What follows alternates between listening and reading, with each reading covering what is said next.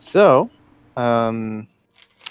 last time we left off with the party, the group had been doing a bit of exploring around Ramsgate, digging for information on what they eventually came to find out was known as the ruins of Bazille.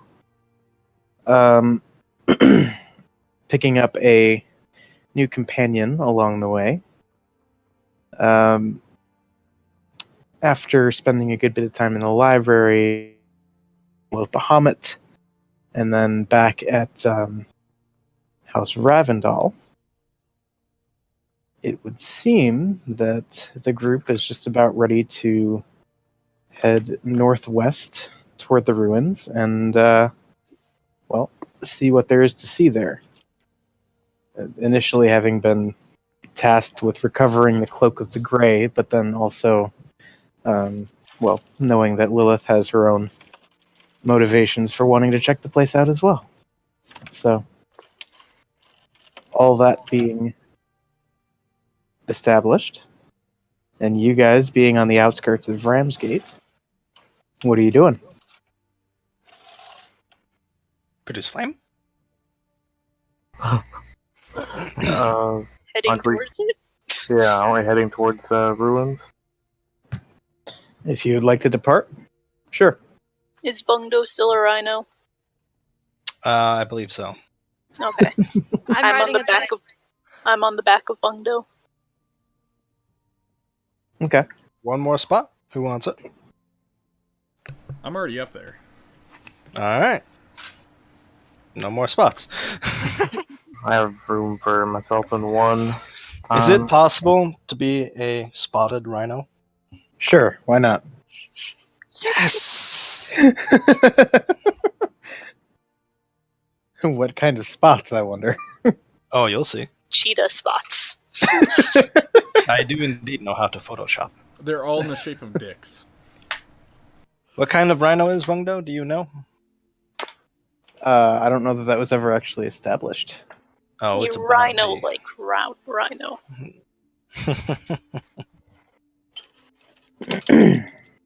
An albino rhino. And the spot is a cutie mark. It's on his lower back, where as a gnome he has a tramp stamp.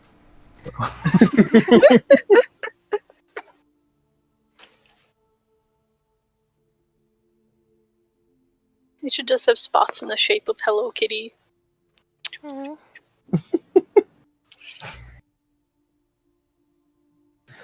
Anyway, so everybody being all mounted up or transformed, and, mounted in a different way, I guess.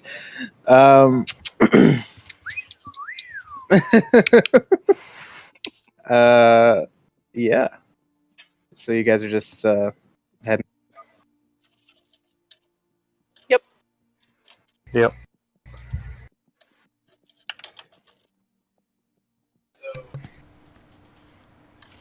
What?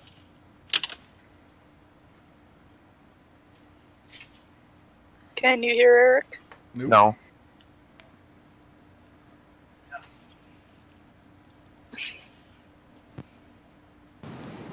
Can you hear me now? Yes. Yeah. Yes. Okay. So, flash forward about 2 days probably on various mount back, and you find yourselves kind of out in the middle of the rolling foothills of the central part of the continent. Mostly just grassy plains and kind of gently rolling hills. A few clusters of trees here and there to be seen. The traffic along this road hasn't really been all that dense. It's kind of an event for you to pass by anyone, so you've probably only seen maybe a handful of other travelers seemingly headed from Perrin back to Ramsgate. But toward the end of the second day of travel, you've got to be coming pretty close. And eventually, you do find off in the distance, barely even visible due to the obscuring overgrowth that's pretty much wrapping up the entirety of the ruins. But you can see a few dingy white structures. They look as though they've been kind of built into the nearby hillside, but most of them have long since crumbled and are filled with overgrowth and sediment from just the probably centuries it's been since they were in any real use.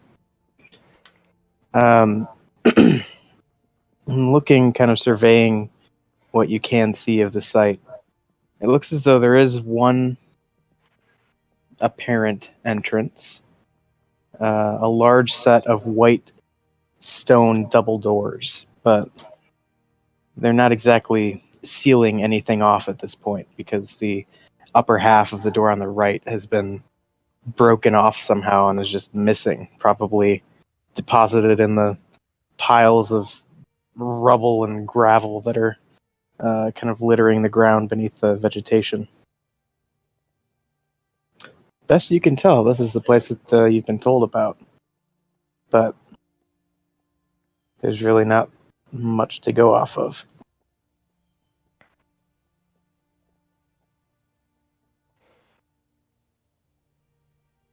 Does it look like anyone's been like camped in this area recently? Like they might have been going in or excavating the site or something?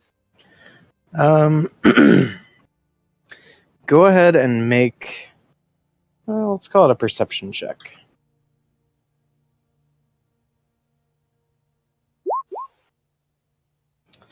All right. Nothing that would suggest that someone has been camped around here with the intent of going in.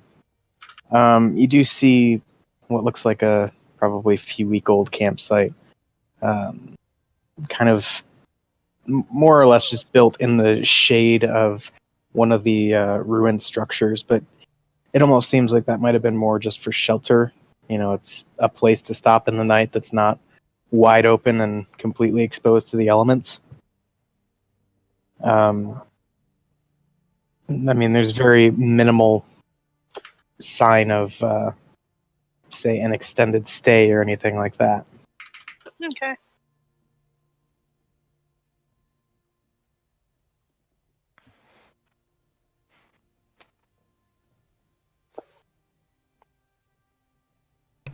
I'm gonna hop off Bungdo and just kind of fade into the brush. Okay. Kind of sneak.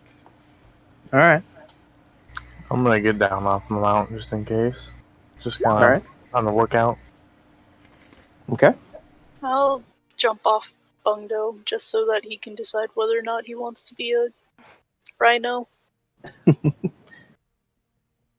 So that if he transforms, I don't land on top of him and crush him. Are we at the ruins that I was looking for, or is this that temple? The ruins you were looking for. Yeah. Okay. Well, is there any other reason why we can't go inside right now? What time of day is it? Around dusk. I mean, we might need a long rest first. Well, I'd say if we done traveled anything. over 2 days, we would have taken that. Yeah, but it's dusk right now. We've been traveling for a day. Yeah, I mean, you probably haven't expended a whole lot in terms of resources. I've also requested that we travel at night. No. Okay. Then in that case, it's, Vampire? No. Drow she's- don't like the sunlight. Oh. yeah. That day then- it's dawn. yeah. In that case, it's like anti-dusk about dawn.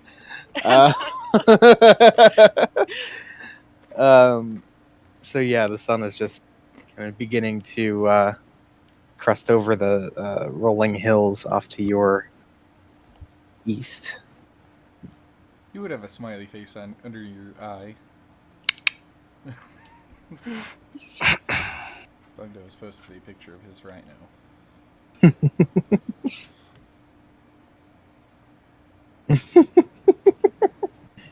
Yeah, Just- seems about right. Yep. Looking very sickly and bored. But anyway, So yeah, so it's about dawn, and you guys wouldn't have expended a whole lot in terms of resources. If you'd like to take a long rest just so you're completely refreshed before heading in, that's certainly an option. Or a short rest would probably get back everything that you've actually expended.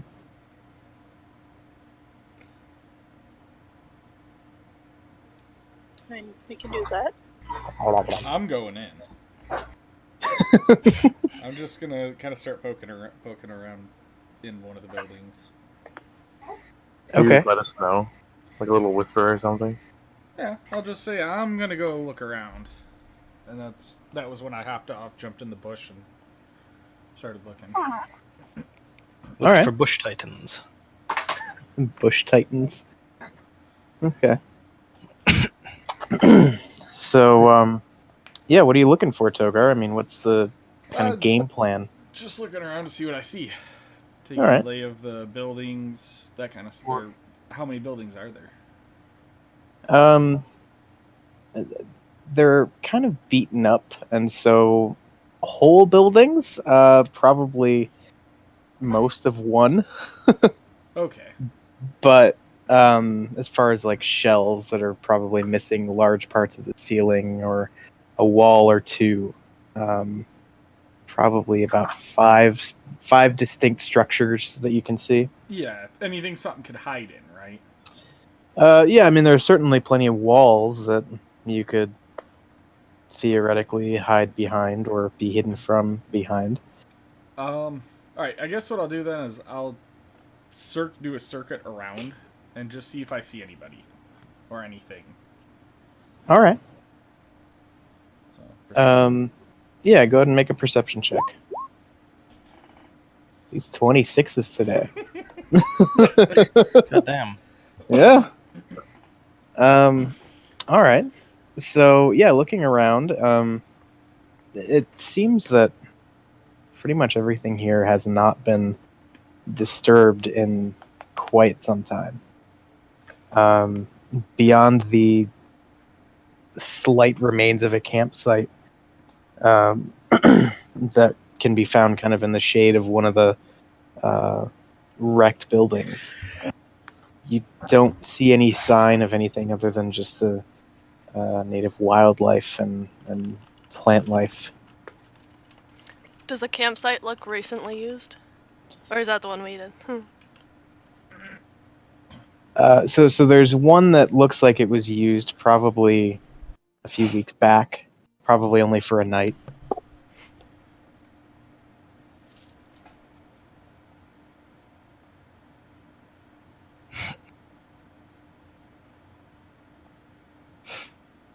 Okay.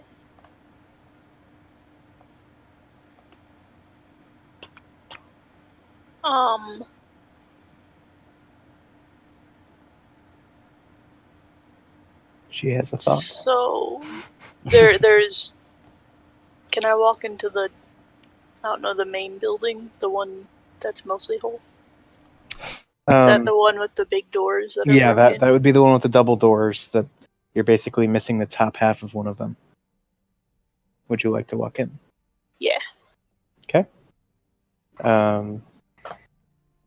So you, I don't know, probably for sake of easy entrance, just kind of hop over the broken half and survey the immediate surroundings, which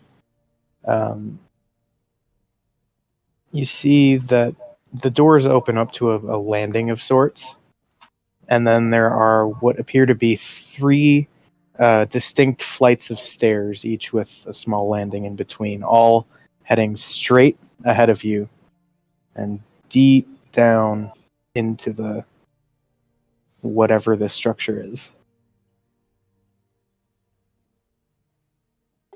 And you're really only able to make out a little bit with what bit of daylight has managed to come out thus far and kind of shine through the hole where the part of the door was.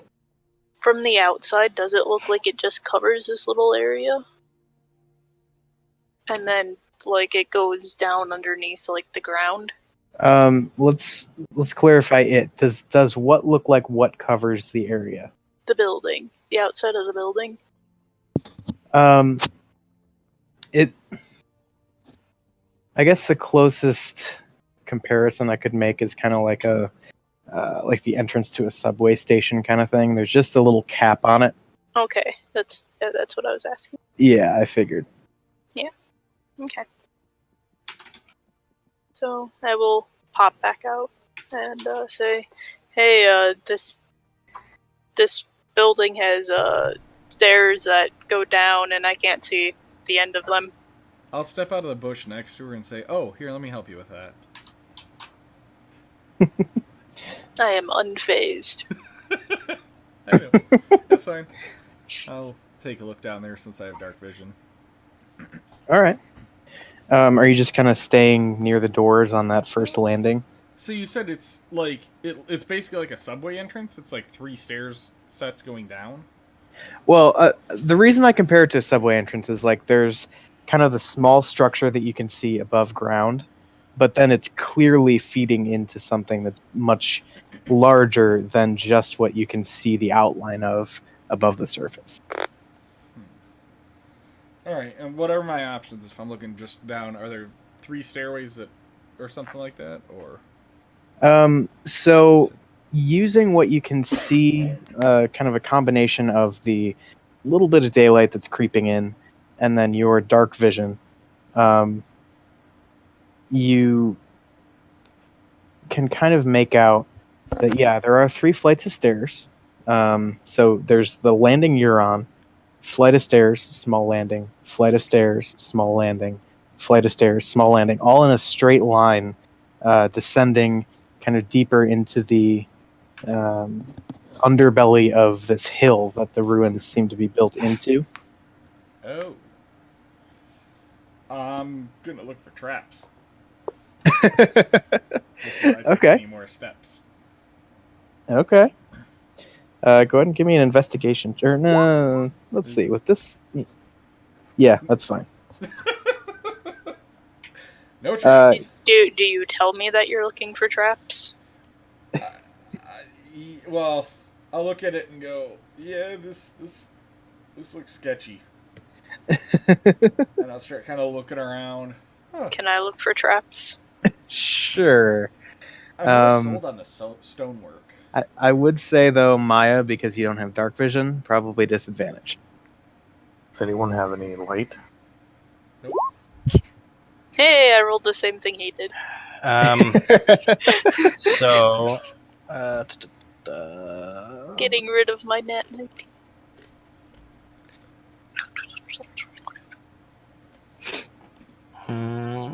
shit, I I think I start accidentally deleted it. I start walking down into the tunnel, and a raven flies over and perches on my shoulder. That it does. I check for traps. Hang on.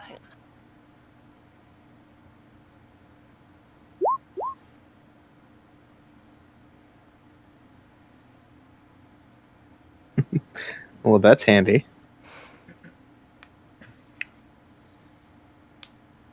Do it.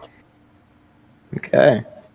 So yeah, Lilith, as you're looking around and kind of eyeing the walls for any sort of seam or tripwire, looking for any possible pressure plates or anything sketchy like that, you see the little gnome come kind of strutting in. Takes him a second to hop over the broken half a door, but as he clears it, you see him kind of just pause for a moment, make a couple little gestures, and mutter something under his breath, and he looks around. And for your reference, Bungdo, you do not detect anything. Okay.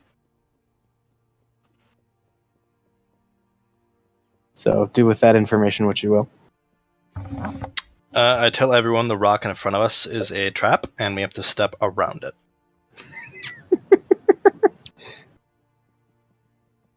That's all.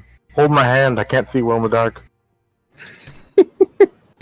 As soon as he says this, I'm going to summon Mage Hand, pick it up with Mage Hand, and throw it. Throw it down the stairs. The rock? Yep. I'm just That I summoning said was a trap. I'm standing away from it. I summon Mage Hand, pick it up, and throw it. It could be an explosive trap. I'm standing back. What? Okay. If That's you what I would knew, if you didn't know that I was lying, No. you would step the fuck around it. No, I'm getting It's rid okay. of it because I Throw it don't down the trust hall. Throw it down Trogdor the to hall. dodge it. Me neither. Or you. Trogdor is big, though. And his mount? I'm leaving the mount outside by the door. Yeah, that would be a tight squeeze getting that thing in here. Okay. Yeah, because I was going to say, it's like, I know something's going to hit it. So. Okay. I want to telepathically tell my mount to stand guard and watch for anything, and they can talk to me like that up to a mile distance. Okay. As you're still kind of within visual range, it just kind of looks over and gives you a nod and kind of snorts a little bit, and just kind of settles in with its back to the door, kind of scoping out the surroundings, keeping watch. And yeah, so Togar, as you summon your mage hand and pick up the stone and just throw it down. Bungdo stares at him incredulously. What? I'm trying to disarm it. You said it was a trap. Be warned, there is a ferocious beast in here now. Do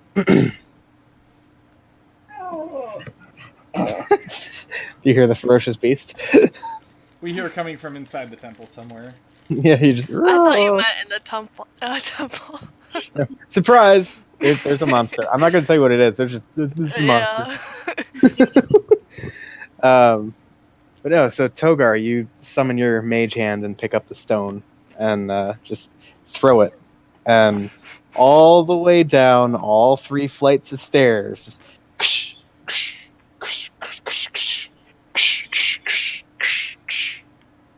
there's a loud echoing noise of stone on stone. Oh, I see. That was the trap. I look at Bungdo. Sorry. Just shakes his head.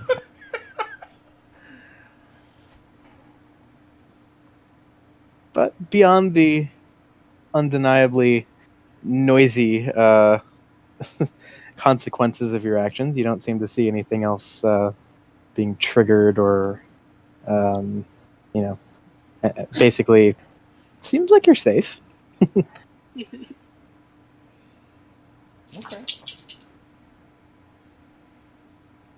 I guess I'll start heading down. Okay. Yeah, I'm gonna head down too. I can't see. I can't see either. I'm gonna light a torch. Okay. I'm gonna get in front of the torchlight. You're not helpful.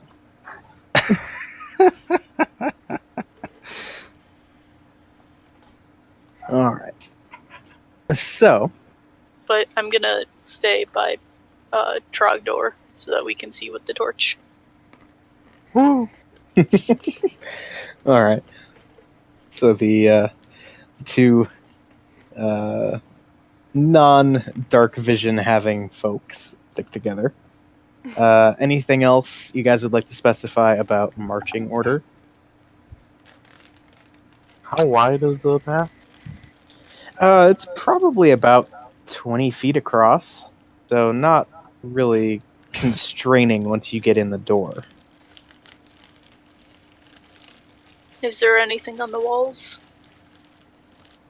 So the first few flights of steps as you're descending are just pretty smoothly carved stone. But then as you reach the final landing before the final flight of stairs, you can see that on the next level down, there are what appear to be openings kind of carved into the walls on either side, but they're then covered with like a dark metal lattice of some kind. So you can sort of see into these other little side chambers, but it would seem that they're not accessible from the hallway that you're currently making your way down.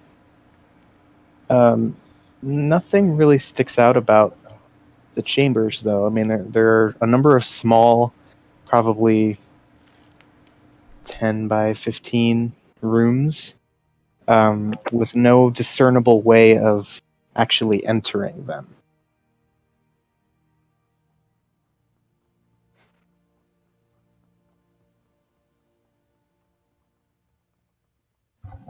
Hmm. I'm gonna start holding my holy symbol out, like in the one place where Yormon was. Okay. Well, I'm gonna do Mage Hand and put it inside of it and kind of feel around. inside one of the chambers, you mean? Mm-hmm. Yeah. Okay. So yeah, you kind of like look through and summon your hand on the other side. And you're just feeling around like the walls and floor and things like that, or Yeah, just trying to see if I can figure out why these exist. okay. I guess go ahead and let's call that a perception check. Okay. Jeez. Be cool if it would like show up on my screen. Oh, it's It took 23. a second, yeah. What now? It took me a second. It showed up. I still got nothing. So what was it? Oh, 23. 23. Okay. Let me refresh this real quick. By the way, Taylor, are you recording? Yeah. Good. Is this going on YouTube?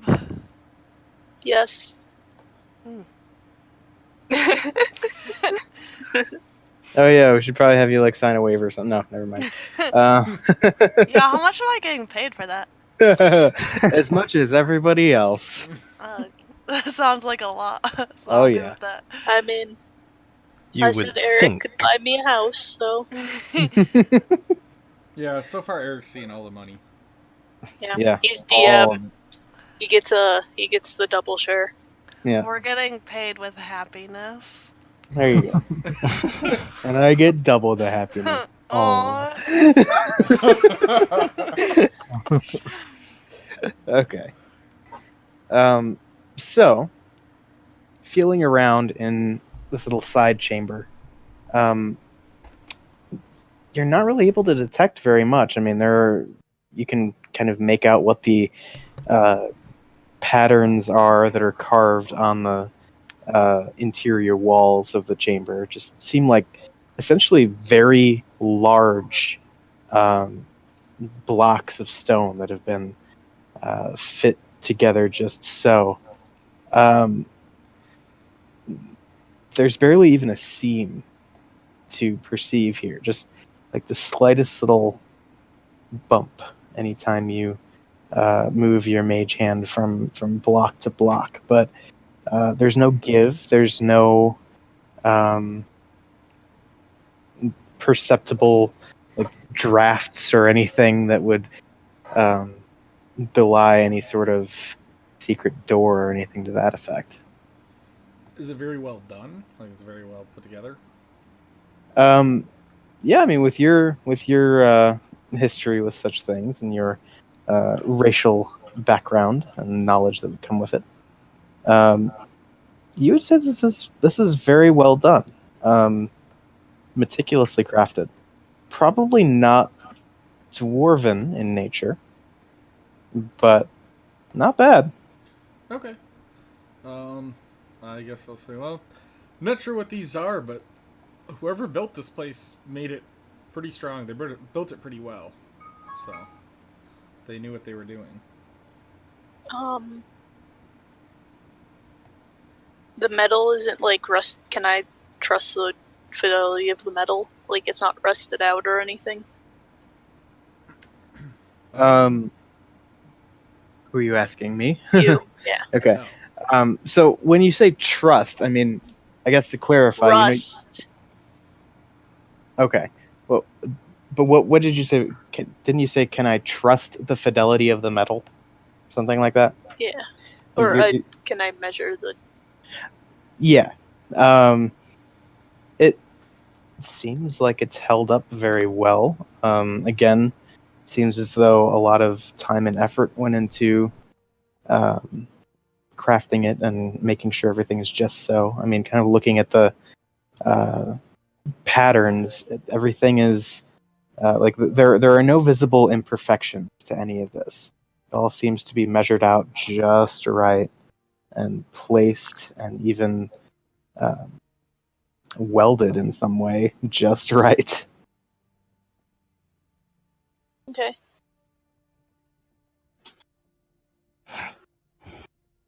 And what's at the end of the stairs, like right in front?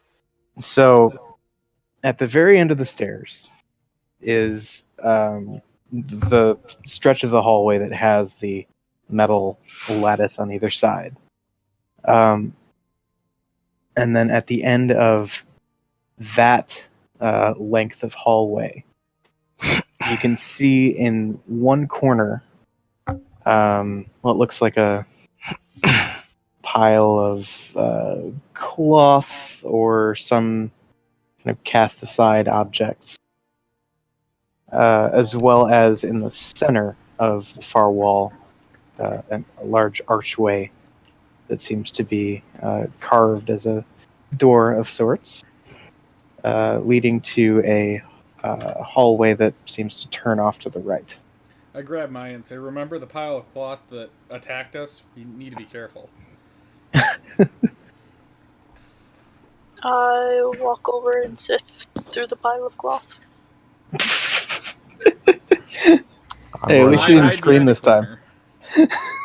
I'm going with her. Okay. So, as you approach, I'd say you don't even need to roll to recognize that this is the remnants of a tent of sorts. If you'd like to kind of rummage through, I'd say go ahead and make call it an investigation check to kind of glean something about the site here. Okay. So, as far as the objects that you can see, there is the collapsed tent, a pair of bedrolls, 5 days of rations, and some like portable cookware kind of stuff. Are the rations still good? They okay, so the dry components are probably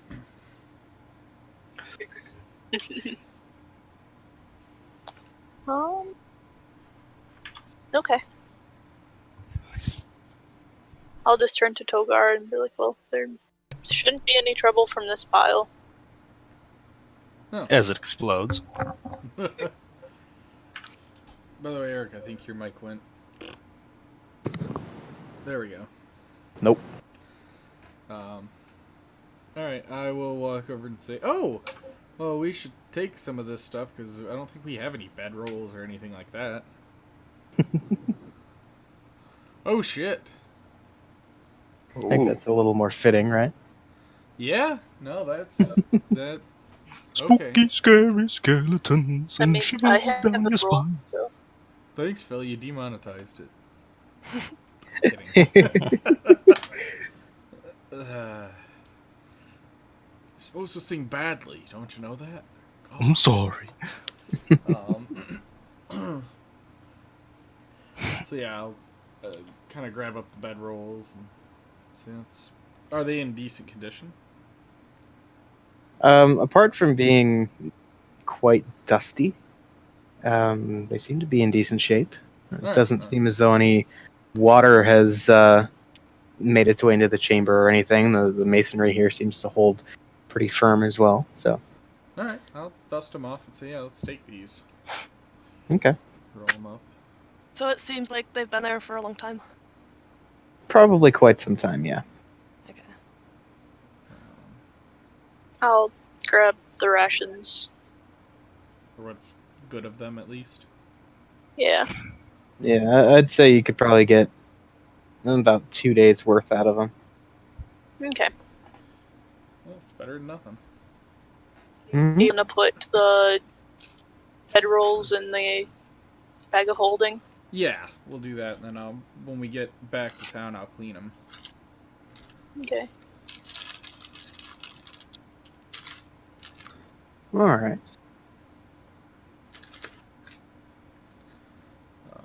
Anything else around the area at all? Kind of a campfire or anything?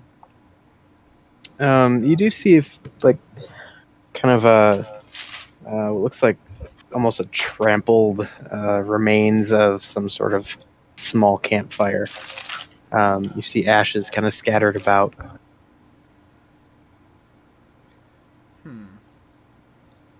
Looks to be pretty old, though. Yeah, probably a year, 2, maybe 3. Oh. I mean, pretty old. Not ancient, but not by any means recent either. Okay. Ancient-esque. I'll look at Lilith and say, so, you were reading about this too. Do you know when the Grey Mage came down here? The only information I have is that something unnatural's happening in the room. I've been just sent to figure out what that is. Ah, okay. I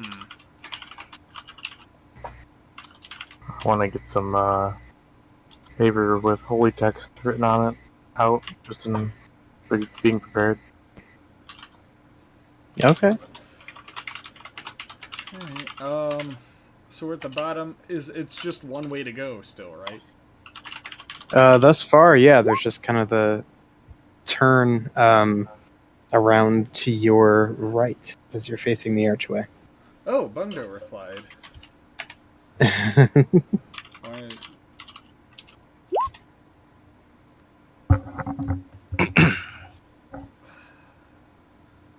Damn it, Bundo. I shoot him a stink eye. Bungdo responds with a stink eye the likes of which you've never seen. I'm stubborn. I'm gonna continue holding the stink eye back at you. Can we roll off on this? I dare say I have an advantage. What would we roll for that? Intimidation? For dueling stink eyes? Constitution? Saves? Is it a staring contest? Is it whoever blinks first? I think it's just intensity. Yeah, it's sheer intensity. I mean, it could be Constitution and Intimidation. Let's call it. Performance? Yeah, let's call it performance. That's what I was gonna go with. Does Bungdo get advantage, or is it normal?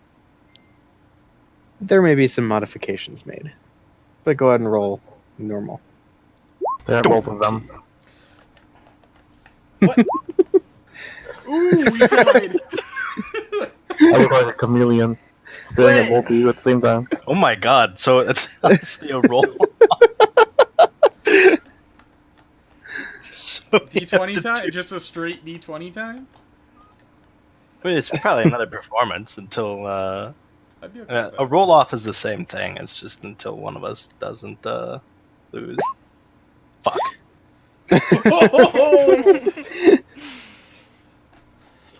So, yeah, as he's attempting to maintain his vicious stink eye, a little particle of dust settles squarely in Bungdo's nostril, and he can't help but and sneeze. At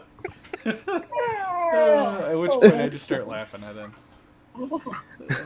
Bungdo stomps off into the dark. All right. Can't win them all, Bungdo. Can't win them all. Bungdo is now exploring further. Okay. So yeah, Bungdo stomps off around the corner and makes his way down the next portion of hallway. I'm gonna stealth and follow him. Of course. Okay. Well, just at a distance. Just That's to see if there's anything in the room or wherever I am. Not to see if I can see him. I don't give a shit. Okay. I'm not trying to sneak from I'm Bungdo. also gonna follow Bungdo. I'm skipping, by the way. As he angrily skips down the hallway. Yes. Oh, are we to where the rock is yet? I want to pick up the rock. Yeah, the rock would have settled somewhere along the stretch of hallway that you just finished covering. Yeah, I want to pick up the rock and put it in my pocket. Okay. So, yeah, Bungo, you continue on, and as you make your way down the hall, you can see that there are a number of kind of crude runes that are drawn into the walls on your left and right. Not in necessarily a decorative or artistic sense, so much as they're probably some kind of scrawling, leaving a sorts. Do I recognize what language it is? What languages do you recognize? Well, there. What the fuck? Where is it? Should be at the bottom. No, it is at the bottom, but mine was scrolled down to the bottom of the proficiencies and languages at the top. So, Common, Gnomish, Celestial, Primordial. You do not recognize the writing on these walls. Son of a bitch! Okay. Do I see the writing on the walls? After you get to where Bungdo is. I speak Elvish. I got Dwarven. Nope. Infernal or Undercommon. Well, does anybody know what the fuck this says? Draconic?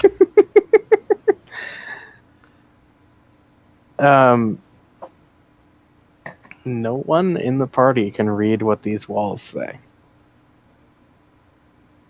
Rip, where's Melkar when you need them? Oh! Lilith! Very nice.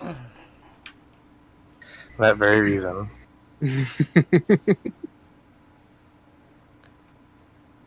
What does it say? Damn. Little Cassie, and he just looked at the wall. Alright, what do you say? Just to touch it to read it. I touch it. Okay. So, first of all, I would say that with this, you're able to glean that this is written in a dialect of deep speech. Oh wait. Can I actually cast this as a ritual so I could take 10 minutes to do it? Yeah, I mean, as long as everybody's cool with waiting around 10 minutes. I'm fine. Yeah. Okay, cool. Because I'm gonna have 2 spell slots. Bungdo allows it. While this I is going understand. on, I want to take the rock, try to put it in my belt pocket, and then pull it out and throw it and see if it comes back. Okay. So yeah, you tuck the rock in and kind of pull it out, produce it from your belt, and chuck it down the hallway. It kind of clatters down the hall, skipping and sliding a little bit before eventually coming to a rest. And then it disappears. I willed it back into my belt. I'll reach in my belt. Is it back there? Yeah. Awesome! I've got distractions. Sweet. But what about diversions? I've got that too. Indubitably. Awesome. Alright, I'm happy. I'll look over and say, "Hey, Bungdo, catch!" and throw the rock, and then will it back just before it hits him. Bungdo stands there unamused. Sorry, Bungdo. Because he's totally sorry. All right. Anything else you guys would like to do over the 10 minutes you're kind of waiting here? I'm smoking blackgrass. Of course you are. I pull out the jug and say beer and share some with Bungdo. Okay. Bungdo I shrugs and takes a glass. just look at the wall trying to figure out what it says. I know I don't know what it says, but I'm trying to, like, commit it to memory. Okay. As Maya's staring at it, I'll hand her, or offer her a glass of beer. I will take it absentmindedly. Okay. I literally give everybody glasses of beer. All right. So, as Lilith finishes laying out all the materials and performing the ritual to be able to comprehend languages, upon completing it, it just kind of dawns on her as she places her hand on the wall. First of all, that it is a dialect of deep speech. And secondly, it doesn't read like a typical phrase or sentence structure per se. The nearest comparison, I guess, for this would be like the ramblings of an unwell mind. So you could say that it doesn't speak like a deep speech. Sure.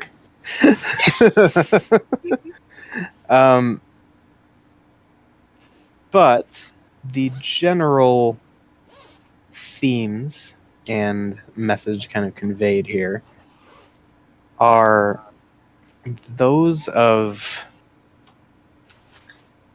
feelings of rejection and then smugness, almost as though this was scrawled by somebody who been cast out of some group or society, but then made all of that suffering worth it somehow by obtaining some sort of power.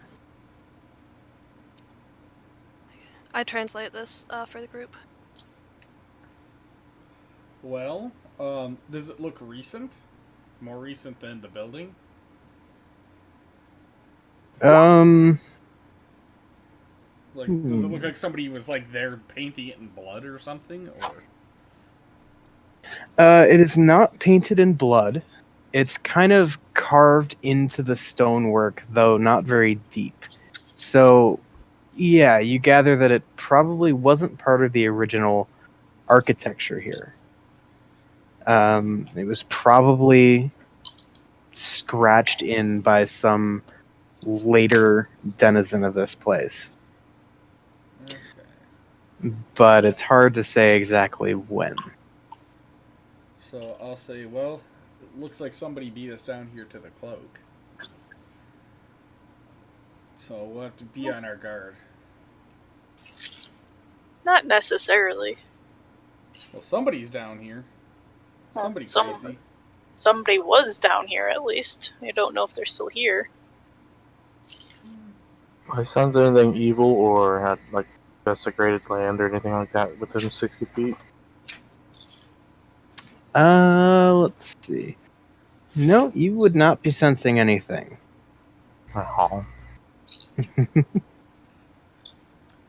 Just be on your guard. I've heard too many stories from other adventurers about stuff like this happening and them losing a friend or a party member because they got attacked. So keep your eyes open.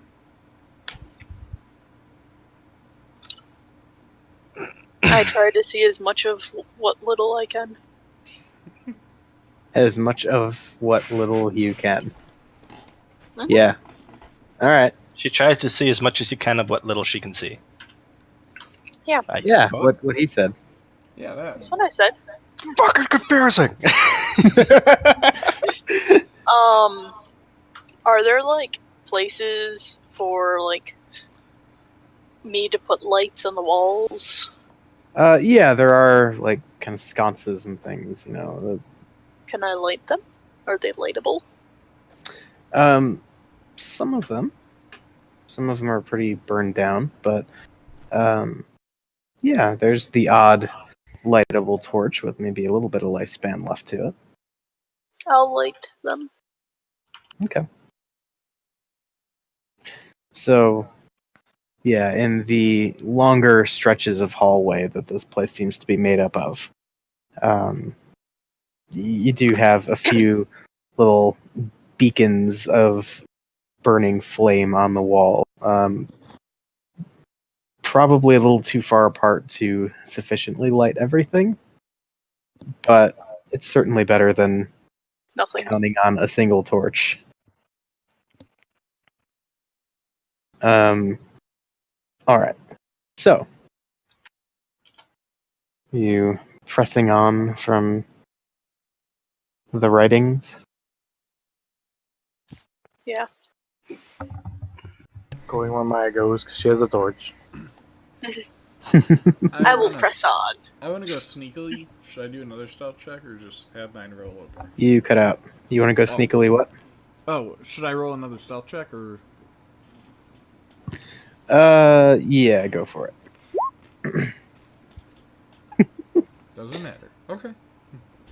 Okay. So then are you trying to kind of take the lead then, Togar?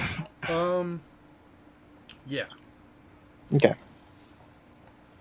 Alright, so you make your way forward. And, near the end of this hallway, you can see another archway. And approaching it and kind of peering through, you can see what looks like a split in the path. There is one hallway that continues to extend forward, but then one that kind of forks off to the right. In the middle of the room here, you can see part of the ceiling seems to have given out, and there are a number of large stone chunks that kind of litter the floor. Go ahead and make a perception check. Alright. At the far end of the room, near the archway that leads to the hallway directly across from you, you can see what appears to be at least part of a humanoid corpse bordering on skeleton, although there are some non-skeletal remains still left. But it would appear that this unfortunate adventurer might have been caught in whatever caused the rocks to fall. How big are the rocks? Like, are they my sized or are they bigger? They're probably not quite as big as you, but a rock that's even half your size would still do quite a number on, say, a human skull. Yeah, I just didn't know if they were like big enough for me to try to heft or push out of the way at all. You could probably push them. I don't know about actually picking them up, but you could probably scoot them along the ground. And okay, Could yeah, I I want to pick 'em up? go unbury the guy and see what he's got. all right. So go ahead and make a strength check to kind of push the rocks aside as best you can. Can I not roll something other than a 14 or 15? You rolled 23s earlier. I know. Or 26s. Yeah, 26s. Can I assist? Yeah, and I would say at this point, I mean, the group is probably following reasonably close behind you, unless they would like to state otherwise. Staying close. Okay. I'm at the So, back. okay. Yeah. So then, Trogdor, go ahead and make a strength check of your own. Okay. Well, yeah. Between the two of you, you're able to kind of clear out the site of the accident or whatever this is. You, upon moving the stones that are at least reasonably close to the remains, you can see that the head and a lot of the upper body have been pretty much obliterated. There are a few kind of digging implements scattered around the body. You can see sticking out of a pile of rocks, there is a shovel kind of bent out of shape, and a pickaxe and a small like rucksack kind of thing that were squarely landed on by one of the boulders. Oh, so everything in the rucksack squished. I mean, yeah, unless it can stand up to several 100 pounds of stone falling on it. Damn. It's a diamond. I was just thinking. How's the rucksack looking? There are a few holes. Oh. So there's nothing of value on this guy. Alright. I'm gonna look up at whatever he was digging. All right. Go ahead and let's see. For you, I would say whatever is higher for you, either a history check with your stone cunning, Mm-hmm. or a nature check. Or you said a nature? Yeah. Definitely this. Oh, goddamn. And what is that for? To kind of look up and scope out the area that he seems to have been digging at or attempting to, mess with in some way. I'll come over by him and look as well. Okay. For you, yeah. Jesus. All right. I'll just scratch my head. I don't know. I'm really confused at what they're looking at now. Everyone Yeah, is you are. everyone's just kind of looking at the empty space, not knowing what to do. I'm just like, what are you guys looking at? I'm not looking for anything specific. I'm just really confused and trying to figure out what you're looking at. Trogdor, of all people. Hey, I actually rolled in the middle with my 3. Oh, really quick. Yeah. How were we working Lucky? And I forget. I took Lucky, right? I thought you were going to go for something else. I think I probably put it into Wisdom then. Yeah, I think you said you were going to put it into a. Yeah, I still had it Boost. copied in my log, which is why I was confused. Gotcha. Better now, thank you. No worries. Okay. Scrubs. Trogdor, to follow that up, go ahead and make a perception check. Come on. Oh, All right. So, Trogdor, the first thing that sticks out to you is looking up at the ceiling and the portion of it that seems to have been accidentally collapsed upon this poor person. It seems to be really smoothly removed. like it was a trap? Well, it certainly doesn't look like the strokes of a pickaxe or anything like that. I'll leave you to your own conclusions there. Looking around and trying to find something to make sense of that, you also notice that across the room in one of the corners nearest the archway that you entered through, there is, looks like a small brownish reddish stain on the floor, completely isolated from the deceased excavator or whatever this person might have been. I'll point out the little stain, and then I'll also say to the group to be on lookout for potential traps on the ceiling.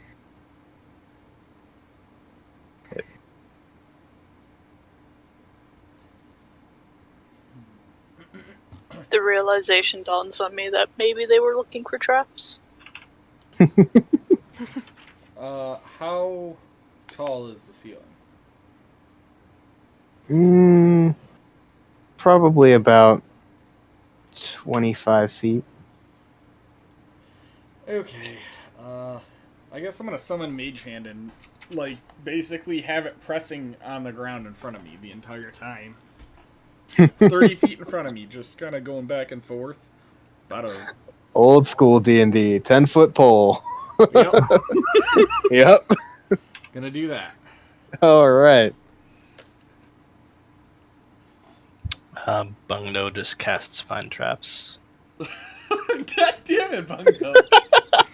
I mean, it's what the ability's for. You don't need to just do a 10-foot pole. I know, but it's fun. We can play this like real adventurers. I got Find Traps. I'm prepared. Togar's over here like, you damn kids and your spells. As I'm using Mage Hand. That's like one of 3 uses of Mage Hand, and that's it.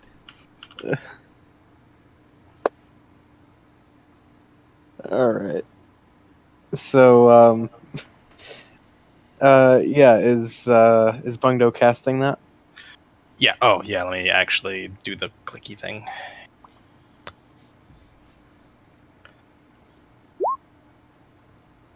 Okay. What level spell is that? It's a level 3. Damn! You're blowing through your level 3s pretty quick. I mean, he hasn't been using them at all up until this Sorry, point. level 2. Oh, okay. Well, yeah, that's fair enough. All right. So you do not sense any traps. Bungo doesn't tell Togar. Bungo just keeps walking. So, how obvious is it when I cast Find Traps? You do have to make like a small hand gesture and kind of say a little incantation under your breath. Mouse! That's I do it sneaky.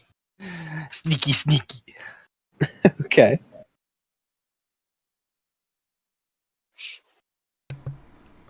My passive There is not a perception mouse in that is corner. 18. Okay. Wait, you got a mouse in the corner? There's not a mouse in the corner. Oh. Or is there? I want to go investigate that little stain. I'll follow. Okay. I have to go with him. So he can see the stain. Yeah. I want to. Do you tell me, or do you just start walking off that direction? What I told everyone to point out to this that there's a stain there. Yeah. I guess I'll tap your shoulder and then walk over there. Okay, I'll follow you. Can I inspect for any like tripwire or anything like that near the stain? Sure, make an investigation check. Coast is clear. Oh, so you know. Going right up to it. Can I help? Alright. Oh, can I grab him and take a look as well? before he steps on something? Sure. Coast is clear. All right. I'll walk up right next to him then. All right. So Can I yeah. look at the ceiling, like above the stain? Yeah. Go ahead and let's call that a perception check. All right. Yeah. Seems intact. Nothing like dripping from it. Nope. Can I see if I can find the source of the stain? I'll just look in all directions in general. Sure. I guess make a perception check. All right. I mean, you can't see anything that would be the cause of this. Is the It's stain readily on the apparent. Is the stain on the wall or the floor? It is on the floor in the corner. Is there like any bit of raised concrete or anything? Like, does it look like something fell and squished flat whatever it hit? Gonna have to go full on Dexter here. So let's call this an investigation check. Okay. Damn. And apparently, Dexter, you are. Is that what happened? So Omelette du fromage happened here. it doesn't look like a splatter so much as a steady, dripping, possibly at times gushing stream of whatever this was. Oh. So it looks like there was something, or is something squished under it. Well, all that's left here is the stain. So, I mean, I would say best you can tell the source of the stain was somewhere above it, and whatever the substance is that's forming it dripped or kind of gushed down. I gotcha. Well, what's up above?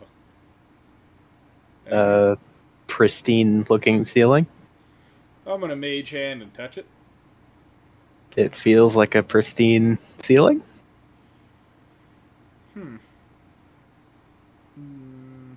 I don't know what happened here, guys. It looked like it came from above, though. Yeah, I mean, at least, you know, so looking at the stain with your Dexter-like CSI abilities here, it looks as though, yeah, there were kind of droplets or kind of slow trickling streams of whatever this is, and they kind of splashed as they hit the ground, suggesting they kind of just dripped straight down. There's not like a spot to hook anything up above, is there?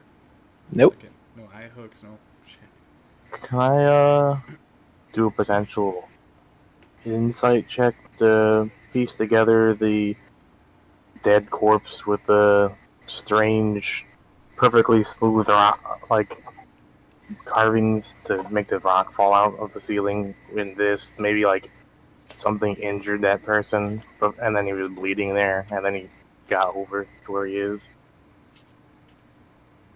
I would say that's not really something you need to roll for. Okay, so it looks I'll like just say that aloud then. So it looks like he was bleeding here and then wandered over and whoops, dead. Seems to be the working theory. And it looks like it was the way we came in, wasn't it? Okay, so yeah, the stain is kind of in a corner near the door you came in through, or the archway that you came in through. So you would have walked right past it as you went to survey the body. My question is, why would he be bleeding coming in through possibly the doorway to the exit? Was he running from something?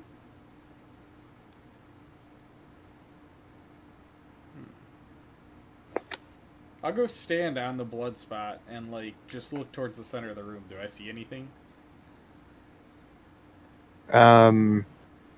pile of rocks, partial corpse. Nothing Like that you nothing in haven't the already opposite seen. corner? No. Guys, I got it. This guy was an idiot. There's no known reason for him to walk to the center of this room. Maybe he got placed there. Maybe. Wait, wasn't that like maybe combined with all the crap that's happened in this room with the body and the stain, and then the text we previously saw, maybe he was sacrificed.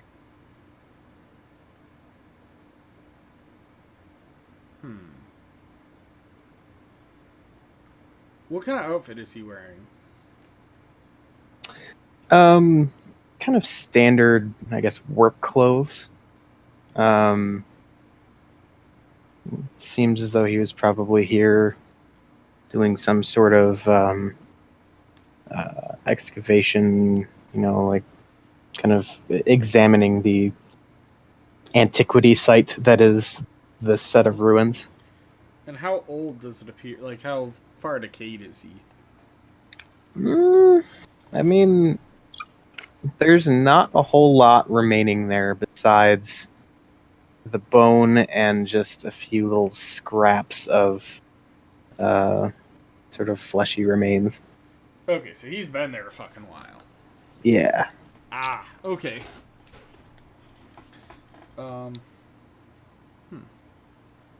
Did we search that guy? Yes. Oh, okay. Guess let's continue going further down.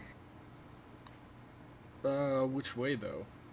Because it branches off to the right and then goes straight. We could always roll for it. Split the group. I'm going to the right. I'm gonna go investigate like 10 feet down to the right. I'll go to the left. You run into a wall. You run into a wall. Sorry, whichever the other way is. Straight. Straight. I'll go I meant wherever the my left. goes. I meant the left of the two, you assholes. The left of the two would be you take a right. Because you... Yeah. The left one of the two. Yes.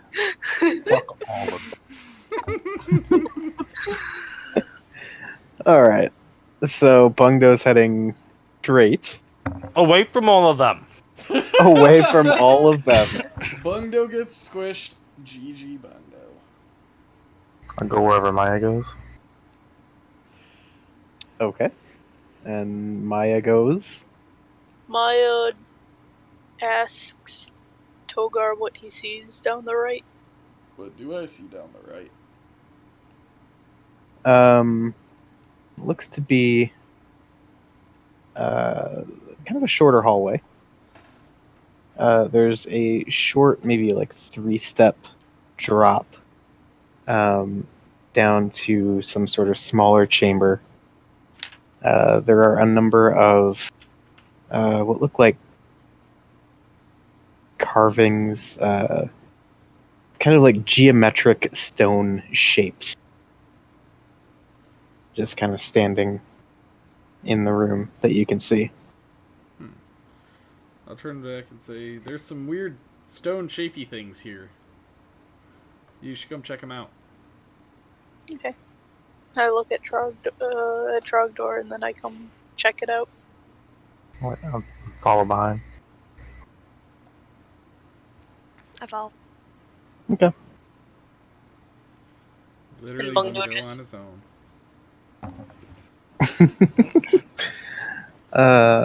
All right. So How you guys are going the entire way? it's a short way, but they're checking out this little whatever It's this in a chamber room, is. right? Yeah. Okay. So I'm like 20 or 30 feet ish, I guess, down the other way. Do I see anything? It is a hallway that seems to go on for another several feet before branching into a T intersection. That's I about all you sigh can and then really go make out. back to them.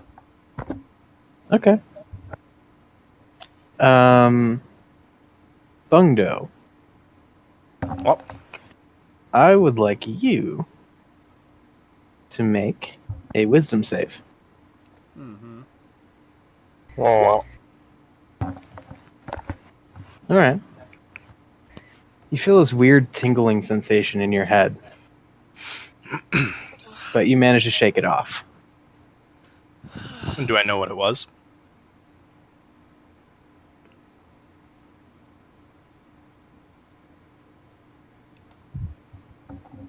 Hello? History check? You hear me? Yes. Some kind of magical. You cut out, Eric. We know it was magical. But you don't know what it would have done to you. Okay.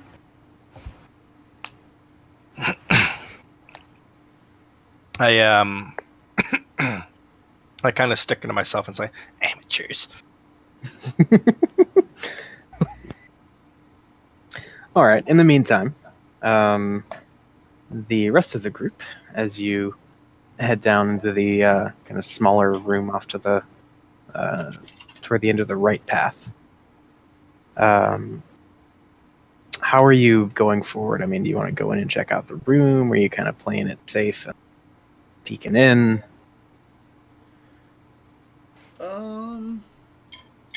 I'm gonna look for traps in the entrance, and if there's no traps, I'm gonna sneak in and kind of hug the wall. Okay. Make an investigation check. No traps here. All right. Sneak in and hug the wall. All right. Cool. So you kind of creep in and pressing yourself against the wall as you kind of encircle the room as best you can. You see a number of these stone shapes just kind of sitting in seemingly random locations throughout the room. There are a few. Actually, go ahead and make a perception check. Fuck. Yeah, that's about it. Alright. I'm gonna follow Togar's lead. All right, sneaking and all. Yep. Okay, go ahead and make a stealth check. Okay. follow the leader. I try to stay the fuck away from Trogdor. Mungdo just kind of runs past him, not stealthing. All right. So yeah, Trogdor kind of falls on his face, which then causes Bungdo to just stumble as he was already running in, and there's kind of this loud slapping sound of his sandals on the stone floor as he like kind of scrambles to catch himself. And anyone else who'd like to look around the room, go ahead and make a perception check. Lilith has blended into the shadow and And what? is invisible, but Okay. she's still looking around the room. Okay. Like, you're literally invisible? I think so. Let me double check. Is that the one where you're invisible as long as you don't move? If it's dark. Oh, yeah, it is until I move. So, whatever. It didn't cost me any. Yeah, it's just a passive. All right. No, it's not a spell. That's sweet. So everybody except Togar, you notice that there are a number of similarly colored stains throughout the kind of the middle of this chamber. It seems to be almost like a path. There's one kind of just beyond the entrance, and then one that seems to kind of be on one edge of a nearby stone cube. And then there's a bit of a break in the pattern, but then you see it kind of pick back up again at this pyramid. There's like a kind of a smear before a couple of small stains on the ground that seem to just lead to a wall.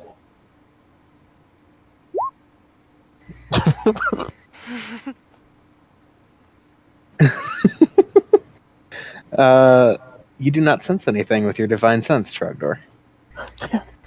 Did you say there were stones and shapes? Yeah, so like there's a big stone cube, there's a big stone pyramid, just a few kind of odd geometric shapes scattered around this room. Okay. Can I try and sense if there's a pattern to it?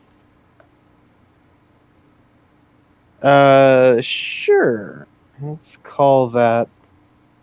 Call it an intelligence check. Nope. Yeah, I mean, not really. Does these stains, is it like a blood color? Could be blood.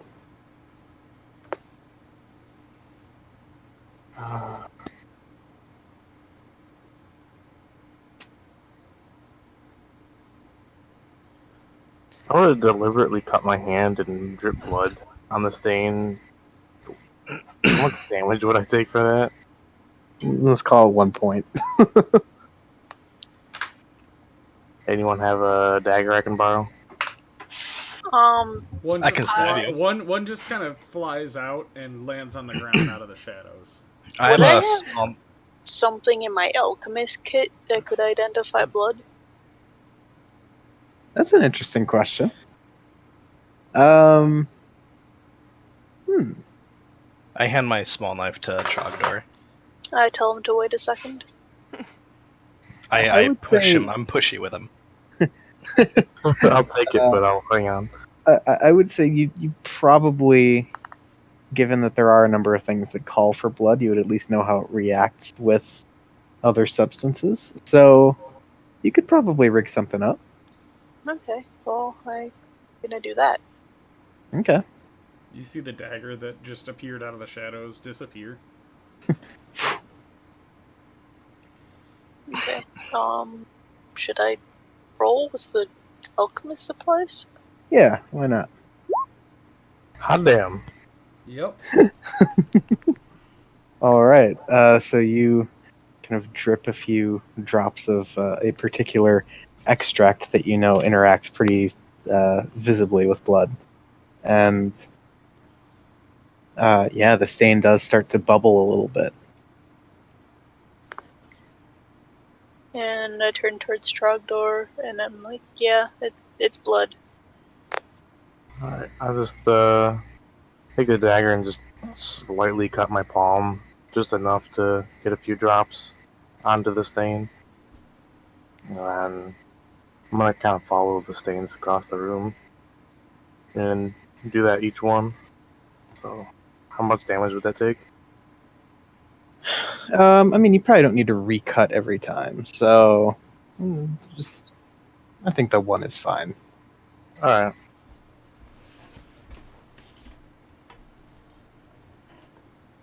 Does anything happen? So you trace the entire path. Yeah, Just kinda- drip yeah, a few okay. drops of blood each stain. Okay. Nothing seems to happen. Yeah. So, like, on the cube and on the triangle, are the stains on an edge? Or are they just on a surface? On a surface. One that is. It kind of seems to be the nearest surface to what you would think would be kind of a path between the drops on the floor. Alright. So it looks like somebody ran over and just, like, landed there and then took off running somewhere else. Or it Nice. came from the ceiling. There's always that. But that is one way you could construe it, yeah. And I'll pop out of the shadows and say, I think somebody got injured and was running around. Possibly being chased. Like a deer. Like deer, when they're dying, they start falling down and getting back up. Mm-hmm. Yeah. Yeah, like somebody got injured and was being chased around or something, and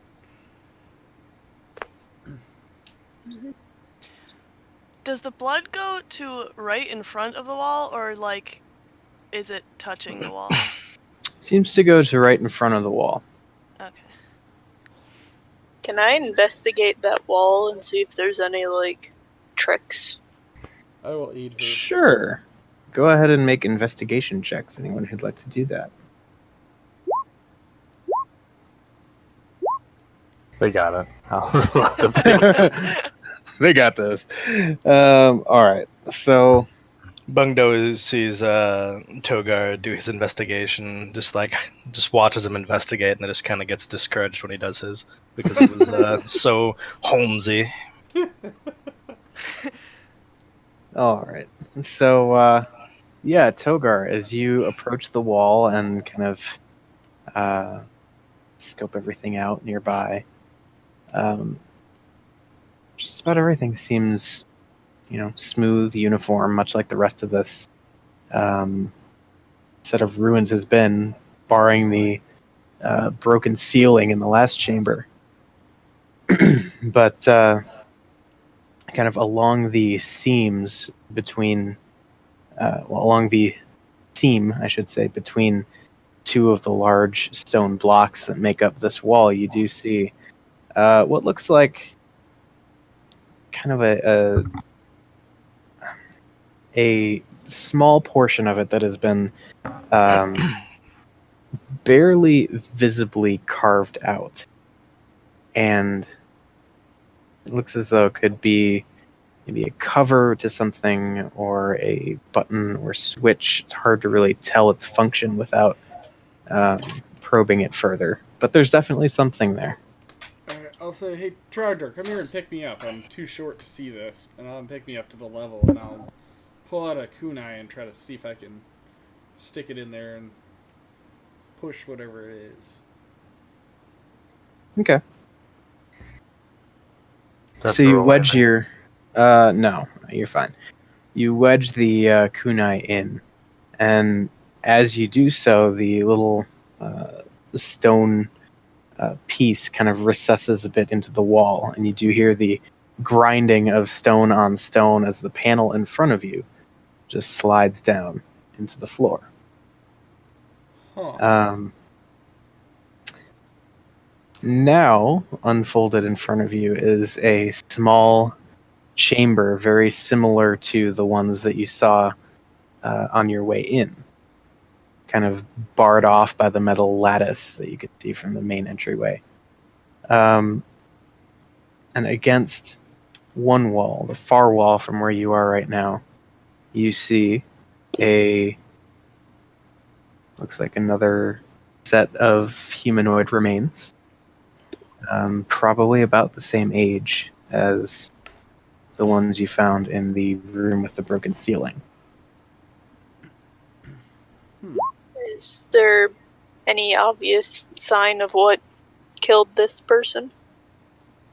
Yes, there is. And, well, let's just say I just sent out a whisper to somebody. Oh.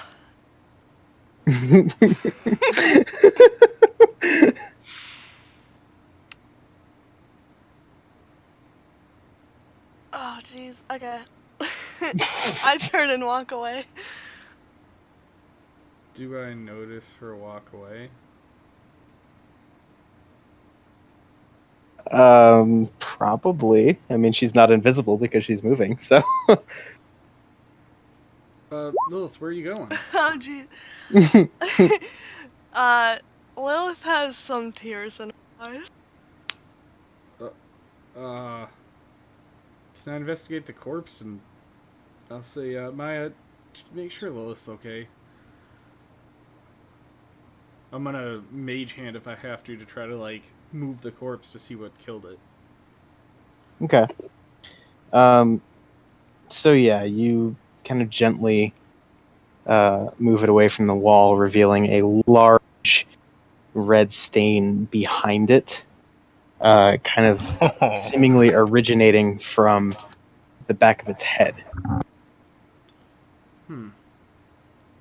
And there is, in the back of the skull, a pretty symmetrical looking hole seems to be drilled into it.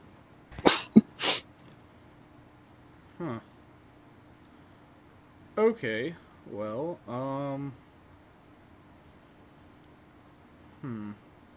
does it have I'm gonna pat it down with the mage hand.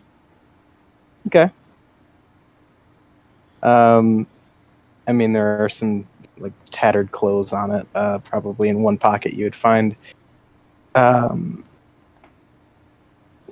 of ruined papers. Looks like just kind of some kind of notes, but they're all just red. Pretty much impossible to make out what they say. All right. Let's see. Well, you can see we're dealing with some sort of brain sucker. Would I have ever heard of this at all? You can make a history check based on your adventuring customers that you have conversations with. What I've learned about such an unholy thing. It's possible. Religion or history? Let's call it history. Nope. Yeah, it's not ringing a bell. No.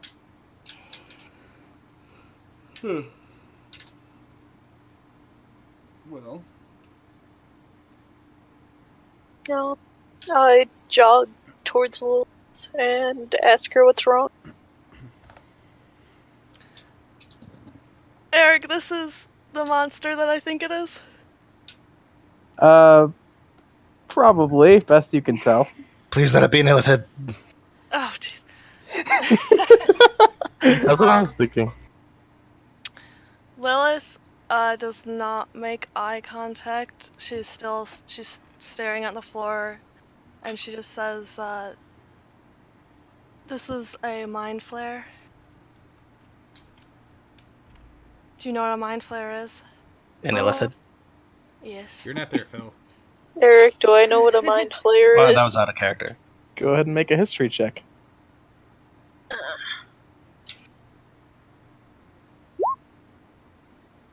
Nope. I make another one hearing of this? Nope. Okay. I'm just gonna tell her I don't know what it is. I what? They get in your head and they control you. You're not yourself anymore. These are the reason I serve the Raven Queen. It's creatures like this. How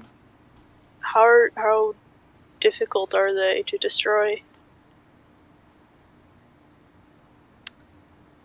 I haven't faced one in a very long.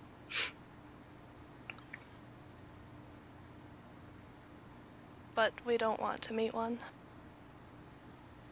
We must stop whatever this creature is. What? So we should stop whatever this creature is. It's already taken the lives of at least 2. Yeah. If it's still here, we need to destroy it.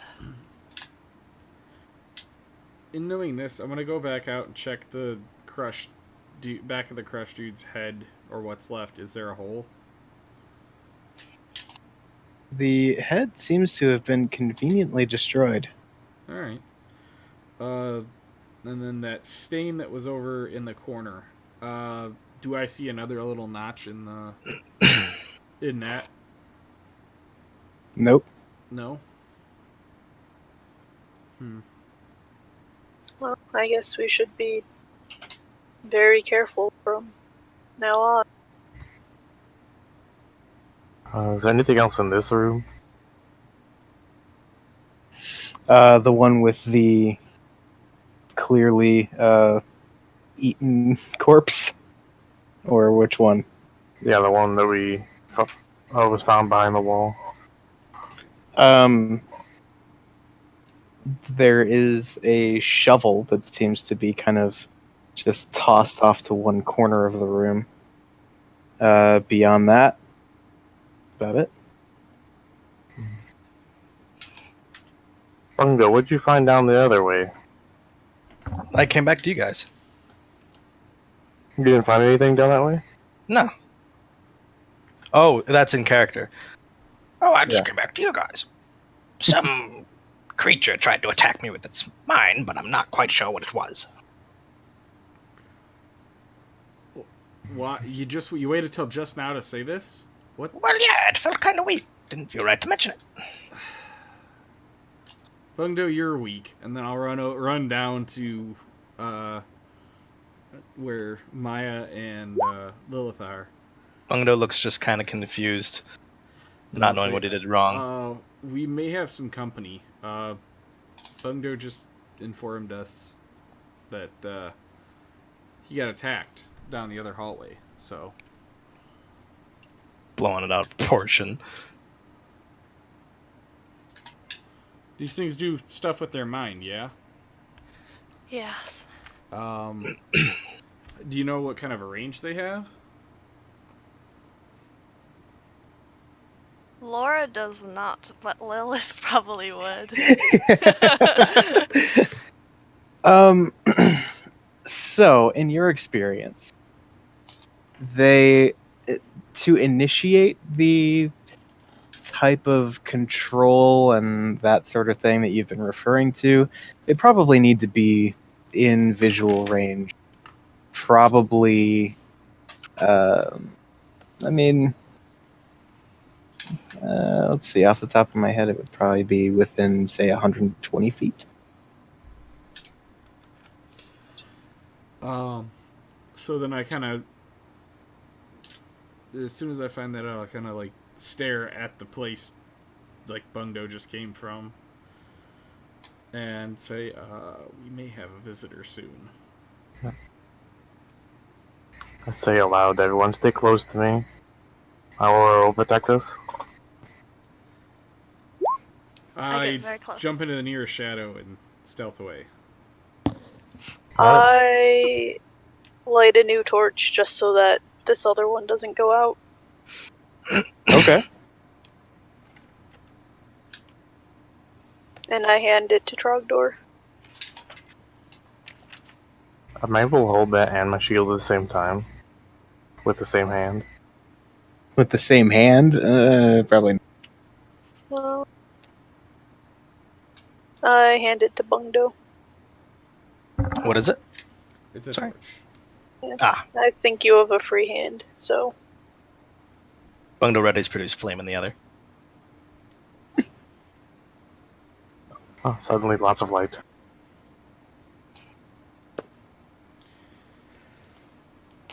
I'm gonna get to where I can see down the hallway Bungdo came from. Do I see anything down there? It just continues on. Nice, smooth, intact masonry all the way down the hallway, leading to a T intersection. Path leading to your left and right. Alright. I guess I'll head down there. Just very slowly. Okay. And I'm gonna keep keep my hand axe in my hand, ready to strike. And if anything happens, like if I feel anything magical at all, I'm dropping it so that it makes a loud clang. Okay. What's everyone else doing at this point? Bungdo shrugs and kind of follows Togar, going back the way he just came. Following Bungdo. Stay near the light. I'm Stay also near the light. I'm also following Bungdo because light. Just curious, You Who did you really cast shouldn't up have given at it to Bungdo. He's just gonna wander around. What'd you say, Brown? I was just asking, Laura, who did you cast to protect from evil and good on? On myself. Alright. She's a selfish little drop. That's fine. Just out of character, my aura, 10 feet range. What does your aura do? If you have to make a saving throw, you get my charisma modifier added to your throw. Oh, just for any saving throw. Yeah. Okay, cool.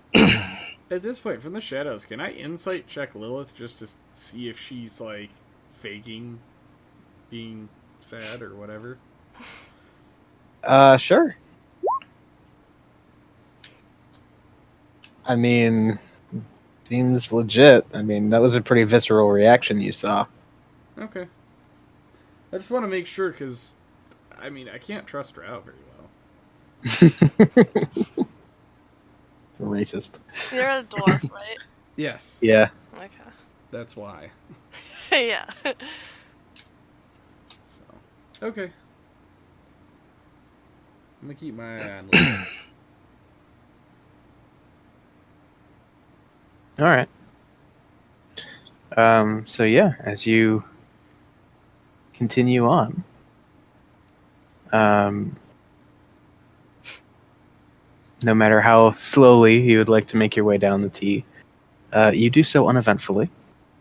I want to do so stealthily. With the torch? Yes.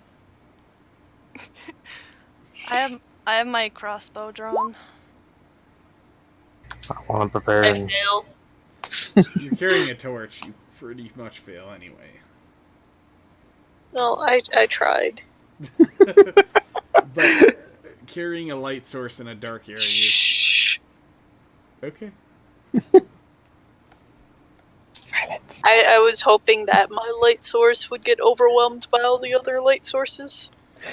Is the light source near the front of the group? I'm also Yes. black. Lilith is near the back of the group. I'm falling to the back as well. I'm keeping my eye on Lilith. Okay. I'm casting the Shield of Faith on myself. All right. Cool.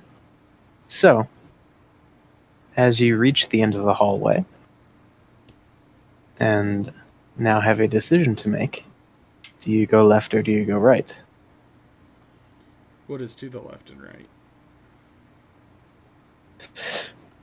Both hallways stretch beyond even the visual range of those of you with dark vision.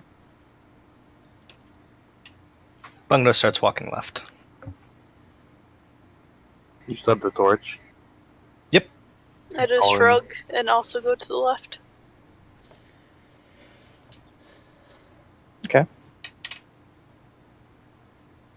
So as you head off down the left hall, you see that eventually you will come upon another flight of stairs leading deeper down into the underbelly of this hill into which the ruins are carved. The stairs eventually end at another small landing where you can see another flight of stairs branches off to the right, seemingly into a larger chamber of sorts. Details are still a bit fuzzy as the sheer size of the chamber makes it kind of hard to see the walls.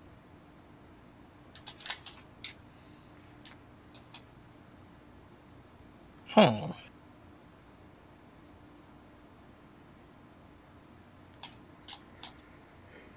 Can we see the end of the chamber, or? From what, the top of the stairs? Yeah. No. All you can really see at this point is an expansive open chamber, probably, I I'd say the ceiling in here is probably close to 40 feet. Large columns keeping everything standing. Very reminiscent of the Balrog scene in Lord of the Rings, if I had to compare it to anything. Oh, jeez. I'm concentrating to see if I hear any or see anything. Okay. While all this is going on, I'm sneaking off to the right path. Okay.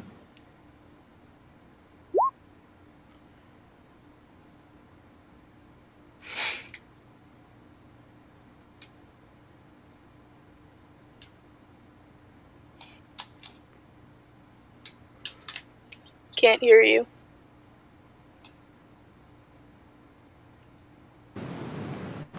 Can you hear me? Muchos Now we can. Okay.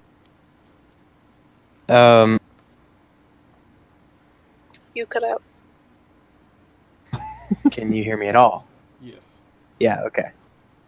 Those of you who went to the left, are you holding somewhere or are you pushing on? Pushing on. Following the light source. So pushing on it is. As an aside, which way did Lilith go? To the right. Okay. I'm just tailing Lilith. And that'll work. Okay. So the torchlight party pushes on. Are we very far? Are we like far away from each other? Or are we all in the same room? Well, you're not sure what's waiting for you at the end of this right hallway yet. That's fine. Okay, Lilith stops when she sees people splitting up, and says that we all need to stick together. I step out from the shadows to Lilith's right and say, I'm here. I thought someone went a different direction. They all went that way. Yeah, everyone else did. Yeah. Oh, alright. Continue on then. Wait, you're going to the right? I thought there were a group of people going to the right and a group going to the left. No, it was just everybody else and I was stepping off. Yes, essentially. So, we've got Bungdo, Trogdor, and Maya all going to the left with torches. Oh, okay. So only the stealthy person is going to the right. Yes. Yes. Okay, then I went to the left. Right. I'm still going to the right. Alright. Okay. So, party that went to the left. Yes. If you're pressing on, you then see kind of unfolding before you as you descend this long staircase. This huge chamber, massive pillars throughout, and something kind of unexpected. Looks like a small tent village of sorts. You can see some humanoid shapes kind of milling about from tent to tent. A few fires that have been lit, providing a bit of light, though there's still quite a considerable expanse of darkness between you and the light thrown by these fires.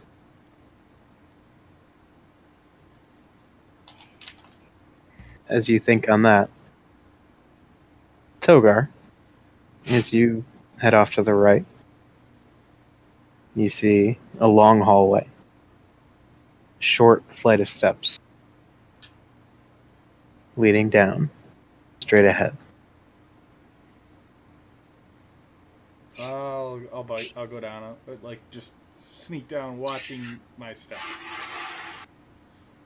You know, checking for traps, that kind of stuff. Okay. Make an investigation check. Okay. You don't see any traps.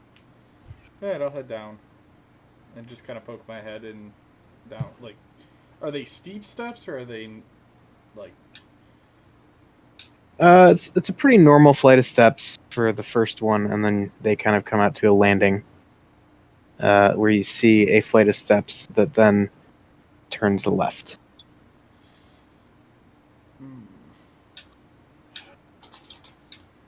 Does it look like it's going... Like, I know I went right, so this is going down and then left and then down, right? Yes. Alright, assuming I'm still looking for traps, I'll keep following it until it appears to not head in the same direction that they were, you know... Like, it almost looks like it splits and then conjoins on the two ends of a giant room. If that's so, Alright. then I'll keep going. If it appears to, like, go off in a different direction, then I'll turn around and head back to them. Okay. So, as you make your way down, you do see that you two are descending into this large chamber, massive pillars throughout, and small settlement of tents with a few campfires interspersed throughout them. You can also make out, kind of in the distance, a couple little pinpricks of light backlighting some humanoid figures descending the stairs far across. You can only make out the fact that there are stairs there because of the little pinpricks of light. Okay. Does it look like if I were to continue following my path that it would be on the opposite side of the room as... Oh, I guess I wouldn't know that. Alright, yeah, I'll just keep going. Does it look like this would be wide enough for where they were and where I am to be the same room? It seems as though that would make sense, yeah. Like, I'm picturing, like, a stadium with different entrances on different sides of the building. Yeah, that's not a bad comparison. Okay. So, yeah, I'll just continue going down that side then. Okay. So you continue on, stealthily proceeding, checking for traps or whatever might be in your way. Yep. Alright. The rest of you, how would you like to continue? Straightforward. Alright. Just keep on going. Following the light source. Okay. Well, if that's the case, then is Bungdo going to venture toward the settlement or try and skirt around it upon reaching ground level? I suppose skirt around it. Alright. So, you finish your descent down the stairs and reach the stone floor that you can see is still very consistent with the ruins you've seen thus far. Large stone blocks making up the majority of it.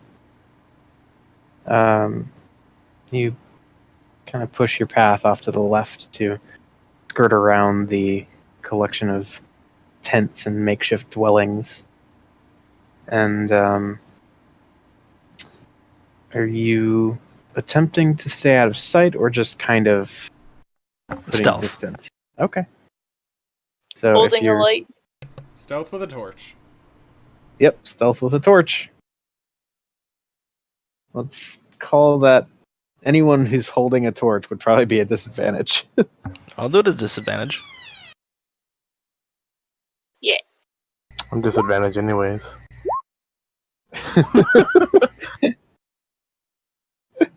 Great success.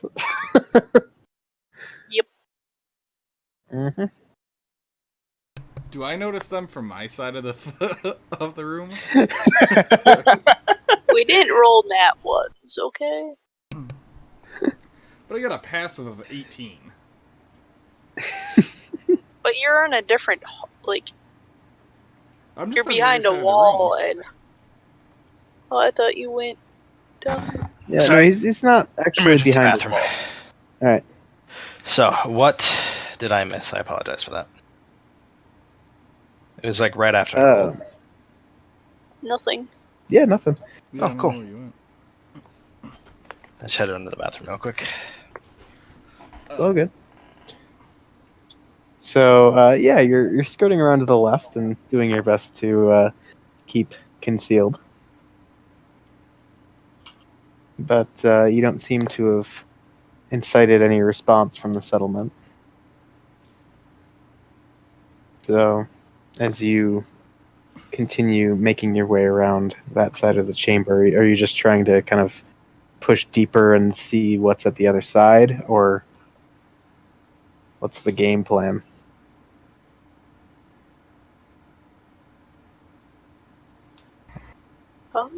Yeah, I would like to see what's on the other side. I just keep going. Okay. I want to Do see the what whole type of scope creatures of there the tent city. And what were you saying, Togar? are. I just want to see what type of creatures are down there. Like, I don't want to get too close, but I want to get close enough to see what they are. So you know what? All I'll right. hide. With a torch. I'll give the torch to someone else, and then I'll put out my produce flame. Okay. Well, let's And- see. I think the only one not holding a torch is Trogdor. I'm not holding a torch. Can't I hand hold it to it the Oh, closest that's one. true. Sure. So who's taking the torch? I mean, Not me. I don't have hands. I already have a torch. You got another hand for another torch. That's my staff. You could dual wield torches. be a giant human beacon.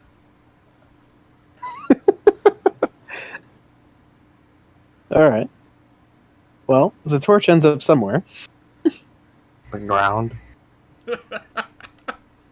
Well, if Trogdor's not taking it and Lilith's not taking it, then it ends up on the ground, I guess. I Thunder put just, out like, the holds- torch and put it back in my bag.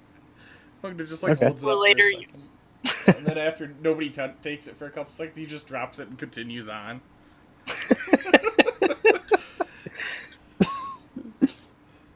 Okay. But yeah, so Togar, you were going to kind of check out the village from a distance then? Yeah, I want to see what they are. Okay.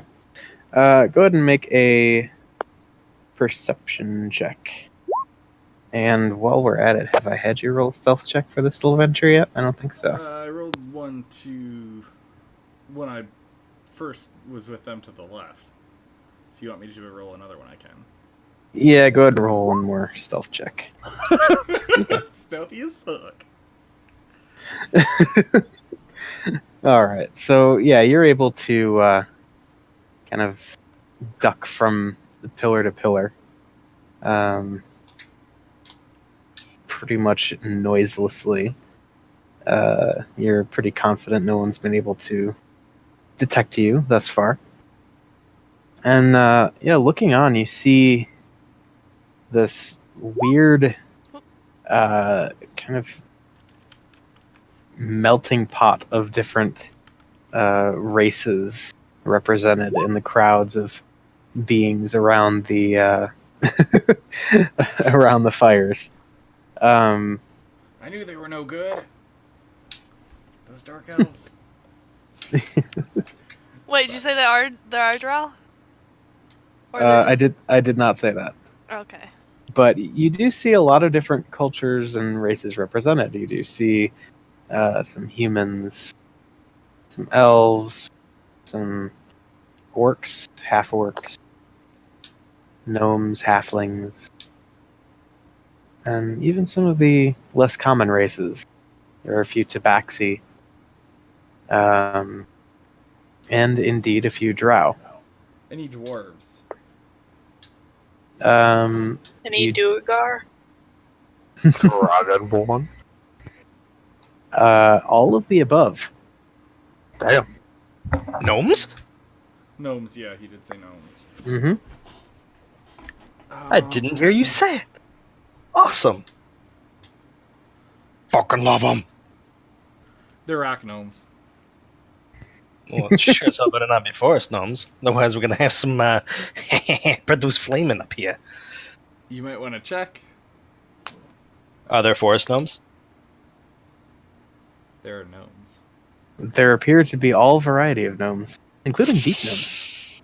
Ah, they're fine. They're like our cousins. But forest gnomes, they're our enemy. What are they doing? Are they just existing, or? Yeah, a lot of them seem to just be seated around the fires. Some of them eating whatever they might be having for their meal. They have what look to be crude wooden bowls, and they all just kind of sit there. Go ahead and well, no, you noticed.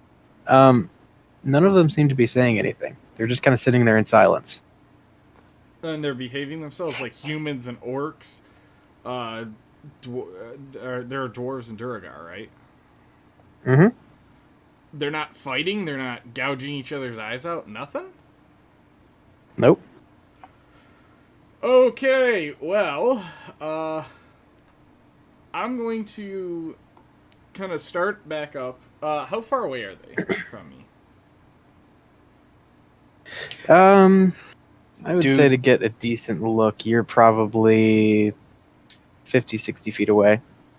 Out of curiosity, are they like all dressed the same? Does it look like it could be some weird type of army or faction, or does it just look like they're all completely independent? There's certainly not like a prevailing uniform or anything like that. I'm going to do this into the middle of them all and fucking take off running. What? How many are there? Probably more than you could even count.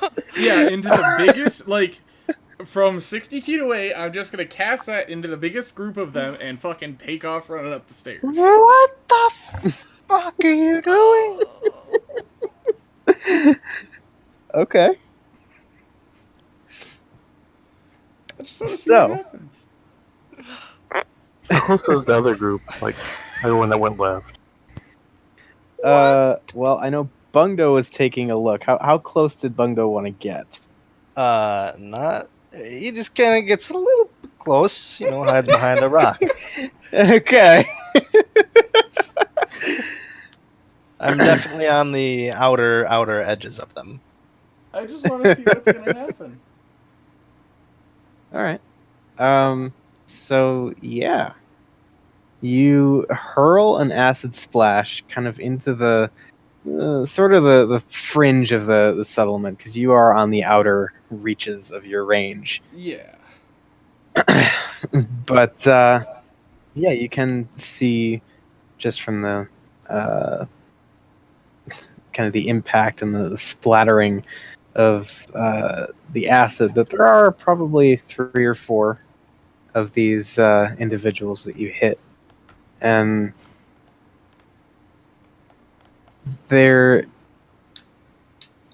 only sound you hear coming from the little settlement is that of bowls and cups and chairs being cast aside, as almost as one they stand up and look in your direction In my direction? and begin sprinting that way. I'm going to alright, first of all, I'm going to cast now tell me, if I were to cast invisibility on myself and then Misty Step, would that break invisibility? Is Misty Step a spell? I believe it okay. is. Yeah. It is. All right. Well, So, I'm yeah. going to do it the opposite direction. I'm going to misty step as far up the stairs as I can, and then cast invisibility on myself, and take off running towards the rest of everybody, like basically down the hallway towards everybody else. I wonder if gnomes can turn into illithids as druids. And I am double dashing, like, yeah. All right. Dash, So dash, dash. yeah, triple dashing in your case because you're a rogue. Yes. So just to clarify, you say down the hallway, so you want to go up the stairs and then down the T hallway and kind of like U-turn, long U-turn your way, so you're on the other side of the expansive chamber where everyone else went. Yes, I want to go to where everybody else. The last place I knew everybody else was in that room, so I'm gonna take off that way. Just running as fast as my little legs can carry me. Okay. So those of you who are not in Team Suicide Mission, I was scaling short hauling that shit, man. you just see and hear all of these things being cast aside, and you just see all of them stand up simultaneously, turn. Like the entire group, or just the 3 or 4? The entire group. But those 3 are dead, right? That's 3 down. Yeah, that's 3 down. Yeah, good job. Thanks.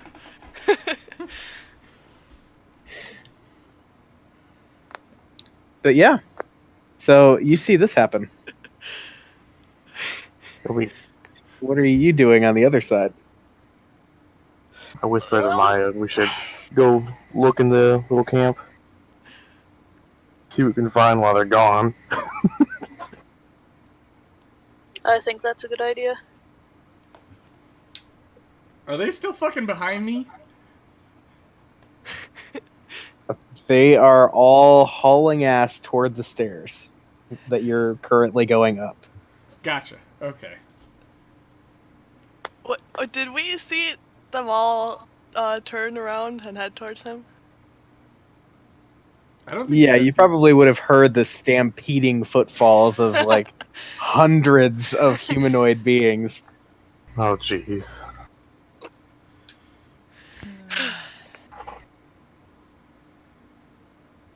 Well, hopefully something happens because of this. Are there any larger tents?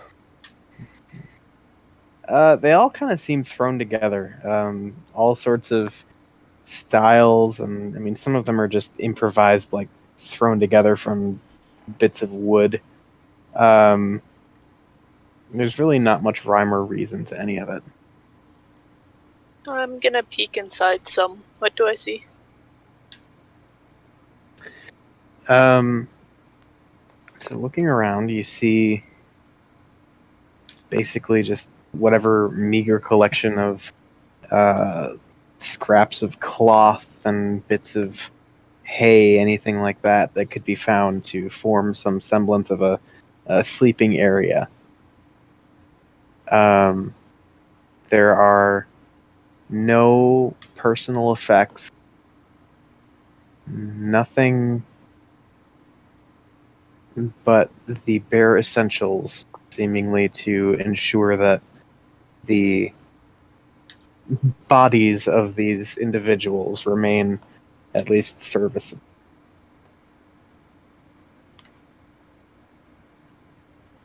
Okay.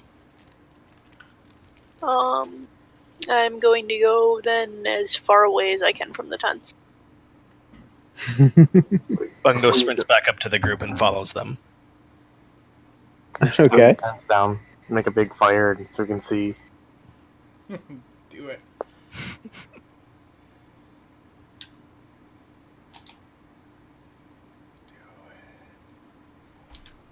You hear So whispering behind you. Do it.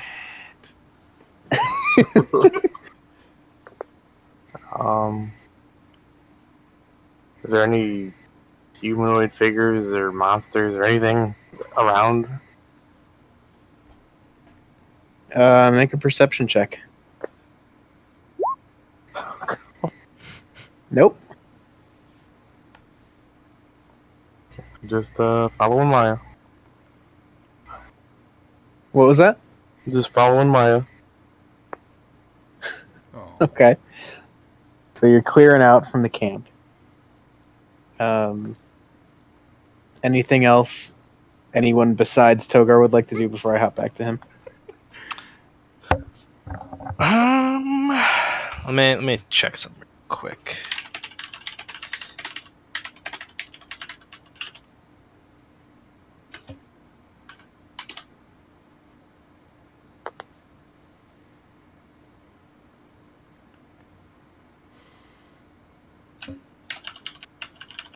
All right, I'm not going to do anything right now, but I might in a minute. Okay. So Togar can do his thing first. How much time has passed since I put that shield of faith on me? At this point, it's probably been about 5-6 minutes. Okay. You still got some time. All right. So as we cut back to Togar hauling ass up the stairs as fast as he can, you finally do reach the top of the larger staircase. So you're on the landing that will then turn, lead up another short staircase up to the T intersection where the party kind of diverged before. Mm-hmm. You round the corner and you come running up the steps. And you see nothing. I mean, it's an empty hallway. Alright. Path ahead of you leads on down a flight of steps that exactly mirrors what you just came up. Mm-hmm. I'm gonna. And then there's, of course, the stem of the T that would head off to your left if you wanted to go that way. You know what? I'm gonna run. I'm going out. I'm leaving the fucking place. I'm running my ass out. Okay. I'm just hauling ass out.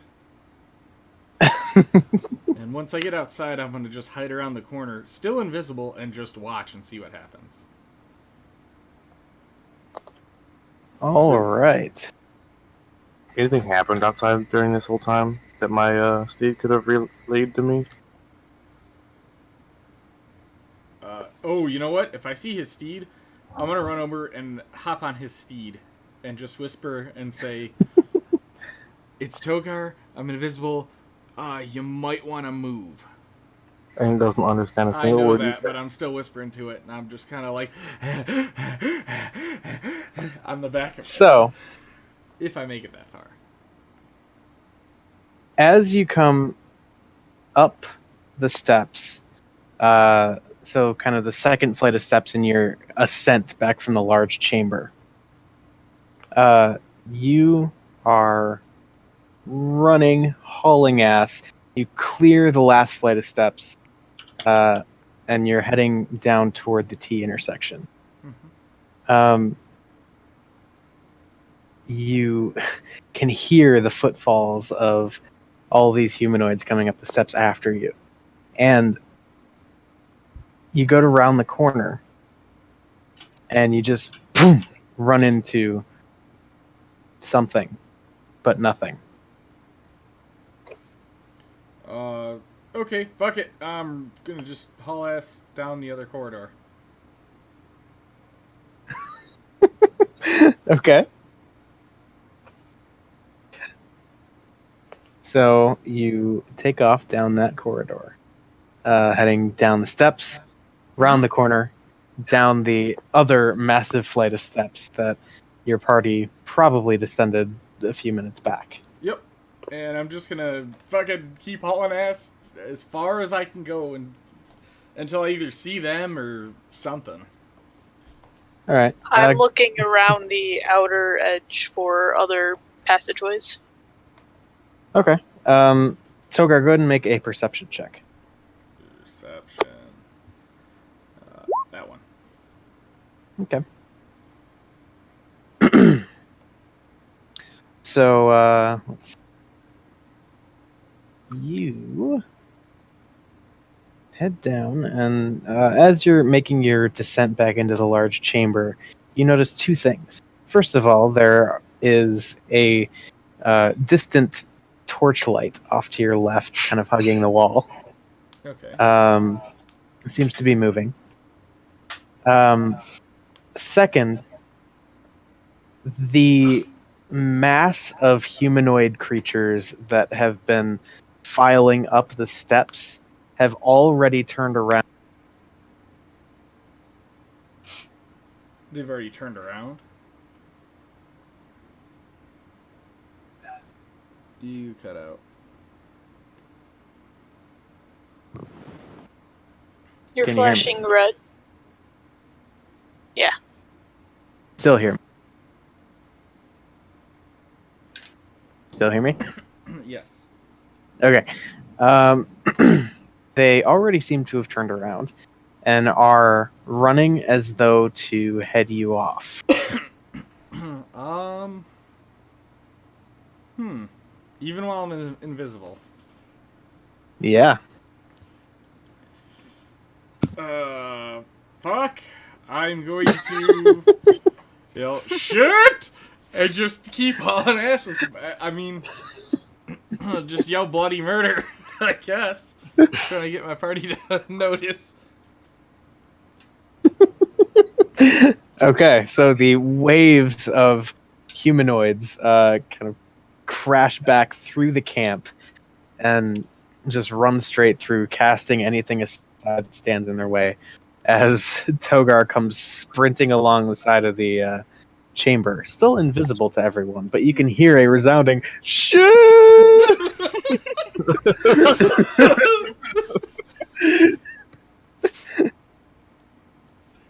What's everybody else doing? I'm just running behind them. Where's the resounding shit coming from? I'm coming from the way Somewhere you guys came. back, like where you came from. I'm gonna turn and look up the stairs. Okay, you don't see anything. Well, actually, at this point, first of all, Togar, you're probably down the steps at this point, and you see what you recognize as just an extension of this mass of humanoids come running down the steps, seemingly following something. I'm just hauling ass as fast as I can. How far are the little campfires they were sitting next to eating? How far are they from you? Yeah. Have you guys been trying to progress deeper into the chamber as this whole thing's been going on? Yeah. I think we Okay, were on the side of the camp. Yeah, but I know Maya was looking for other openings and such. I'm not gonna stand in the dark by myself.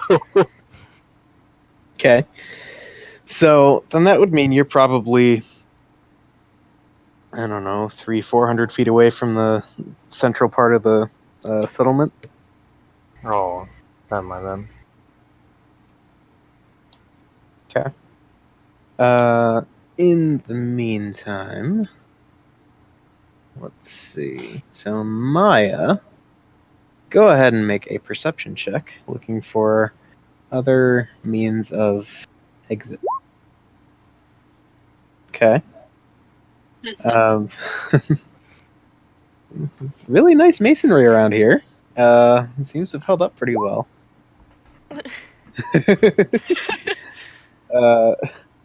And as you seem to be struggling, Lilith kind of like tugs on your desert robe for just a second and kind of points off toward a kind of conspicuous hole in one wall that you somehow missed.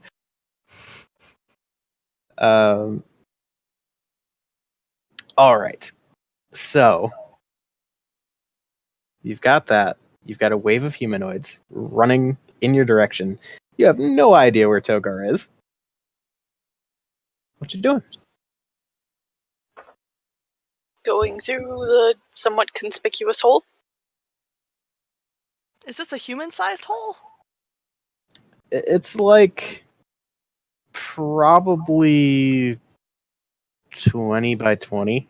Oh, geez. I pictured like a little rock-sized hole. Okay, so a large hole. Pretty big, yeah.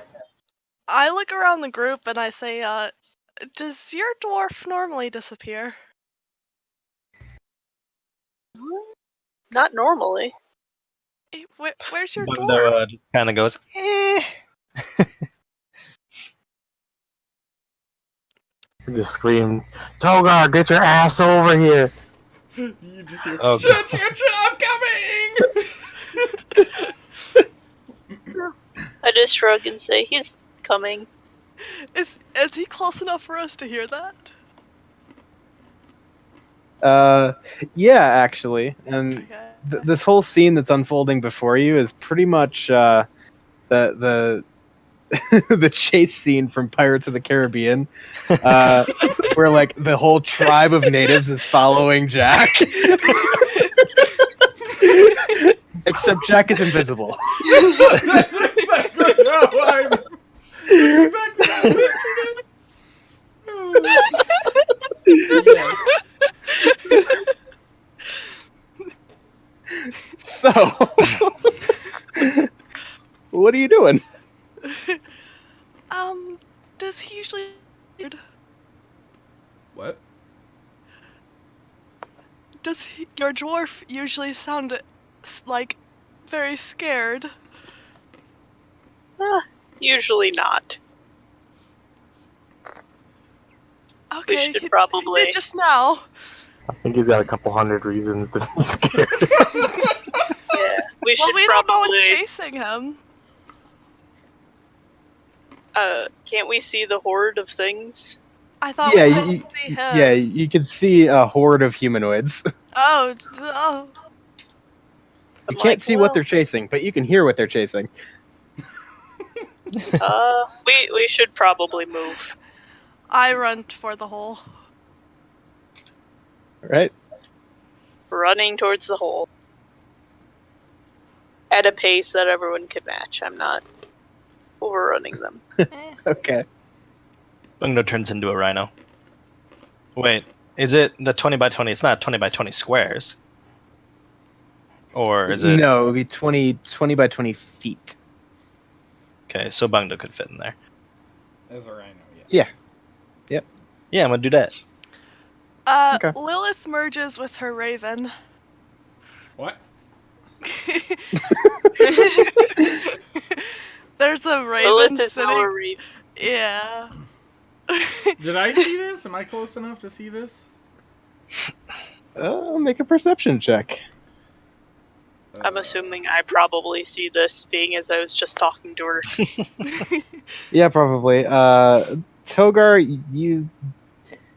you notice a conspicuous absence of Lilith's form in the group. And there's still a raven. There's a raven. Holy shit, where did Lilith go and why didn't she take her bird? Anyway, we gotta go. And this is me completely invisible saying this. And I'm like, where do we go? And we're running towards a giant hole in the wall. Yep, running. Yes, that you way. are. Running that way. I just point ahead at the giant hole. Yep. Following. Okay. I could take it probably a couple dozen out if they funnel into the hole. They're tight enough. Block the hole. With bodies. How are we gonna block the hole? With bodies. Yep. I'm I okay got my with this breath plan. weapon. I'm okay with tank door. All right, so you bolt for this hole in the wall. As you reach it, what is the plan? It seems to just break out of the chamber that you are in and into a less intentionally excavated type of chamber. The finely crafted masonry kind of gives way to a dark, dank, cavernous feel. Does it keep going?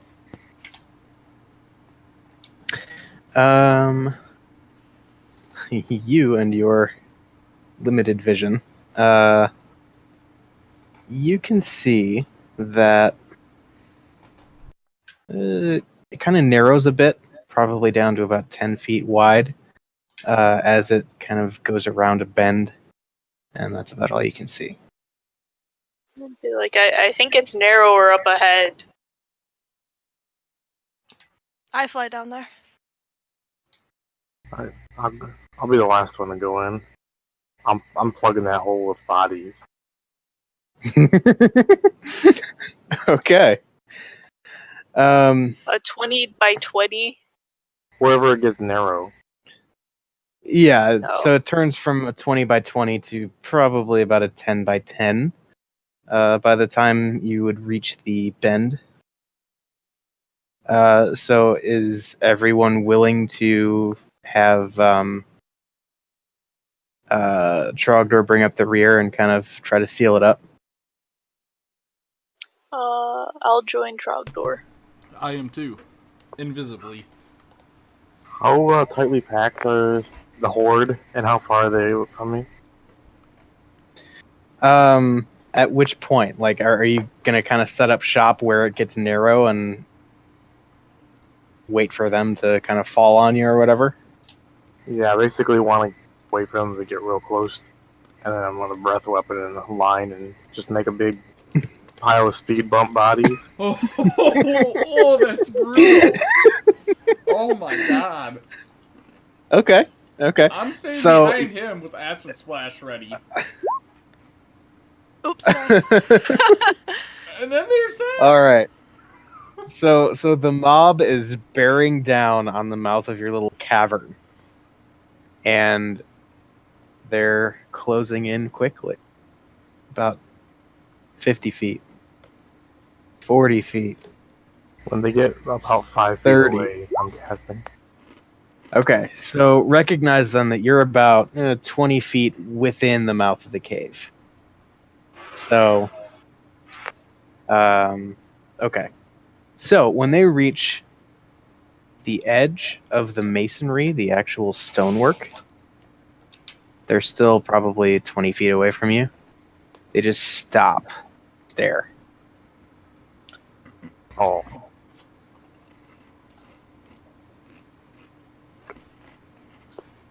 And they just stand there, They didn't all even. of them looking in the hole, Acid but splash. not taking a single step. Acid splash? Okay. Yep, big ol' acid splash right in the face. Right in Man, Alright. this is Game and Thrones shit. Alright, so yeah, a number of them just, you can see the flesh begin to dissolve away off of their frames. And several of them do collapse, but others just kind of casually walk on forward and kind of step over the remains of those that fell and just stand there staring. I'll say, is that fucking normal? Like, what's I guess if they're not coming down, I'm gonna walk up to them and get within 5 feet and cast that. Take out as many as I can. Okay.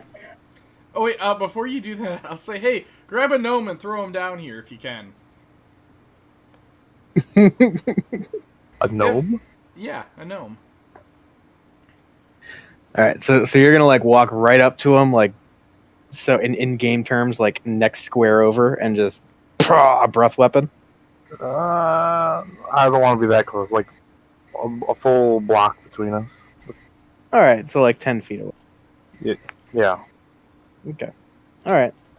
that can be done. I don't want to And- like get grappled or anything. Yeah, that probably wouldn't be fun, would it? Zombie horde. You want to pluck a gnome and throw him down to us? We'll see how this goes. Preferably a live one. I think you might be able to help him.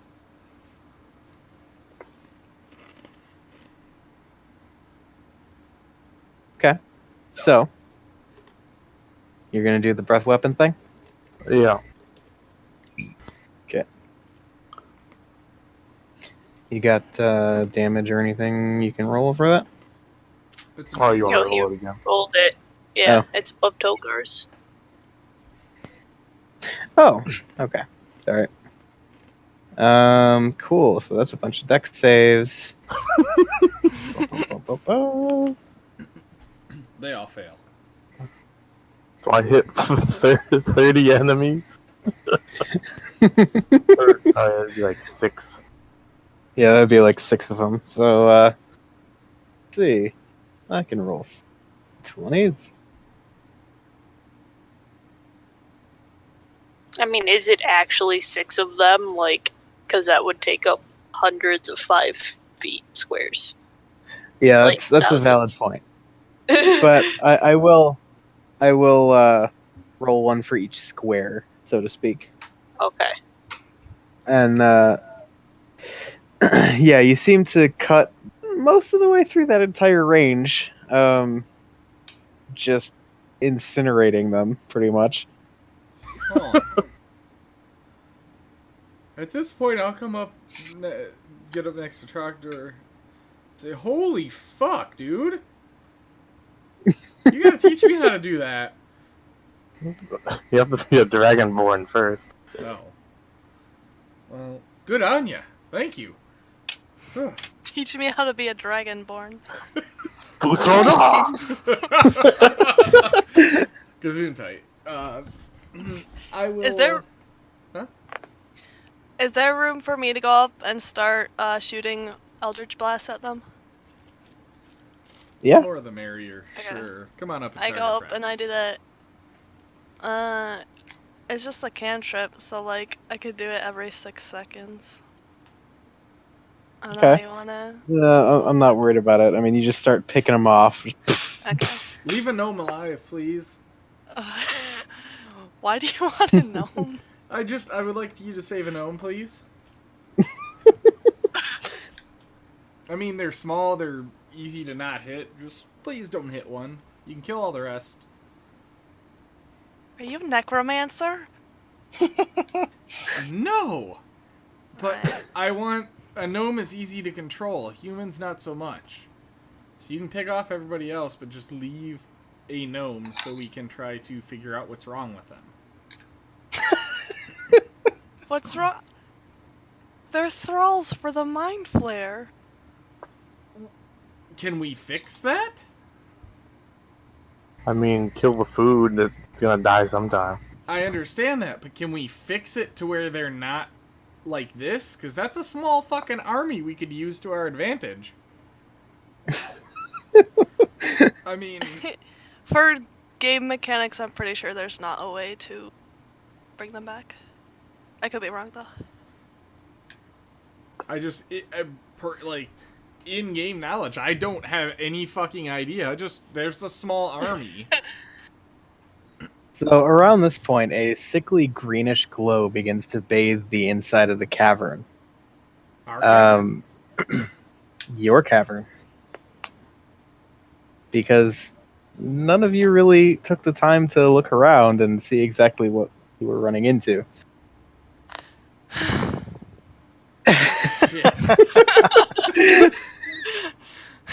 What's going on? We're getting fucked. Yeah. Are you within 10 feet of me? Yeah, I am. Yeah. Plus 3 to your saving throw. Oh, good. I'm up there watching with you. Okay. So beyond the bend where you had all kind of congregated and were taking shots at the mob that had formed outside the cavern. You can see that the cavern opens up in a big way to a chamber that's probably, let's see, I would say upwards of 70, 80 feet in places across. Toward the middle of it, you see a crude pedestal that's been kind of assembled with a large metal basin situated in the middle of it. But the glow is not coming from there. You just see this flickering glow, greenish glow emanating from behind whatever this little structure might be. Outlined in it, you can see a tall, hooded shape. Oh, shit. Just casting its shadow on the wall. And that's it. Like, that's it for the night? I didn't say that. Oh, okay. I Eldritch Blast him. I'm gonna Ray of Frost with... We just see the shadow right now, right? Right now, yeah, you can just see the shadow being cast from whatever this greenish glow is. You can see that the shadow is thrown up on the ceiling and along the wall and actually partially shading you from the greenish light.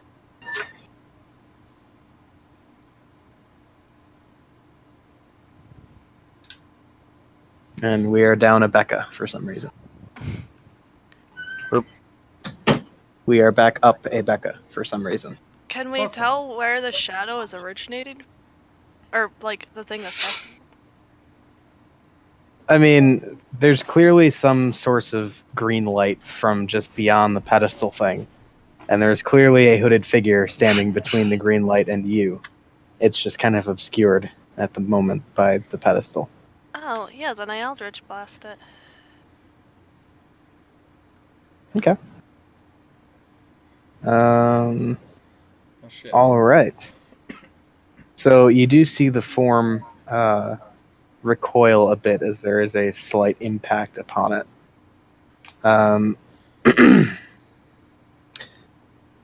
At which point you see it just kind of disappear. Fuck.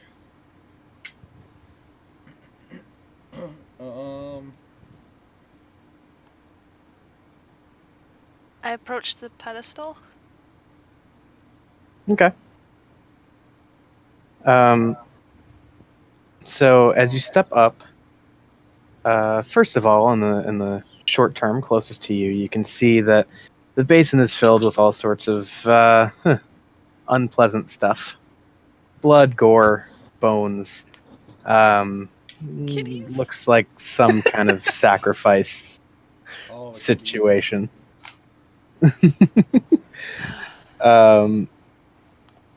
And from this raised vantage point, you can see that there is a shimmering, flickering portal of sorts that stands open in sort of an alcove beyond the pedestal. You cannot see anything in it or through it.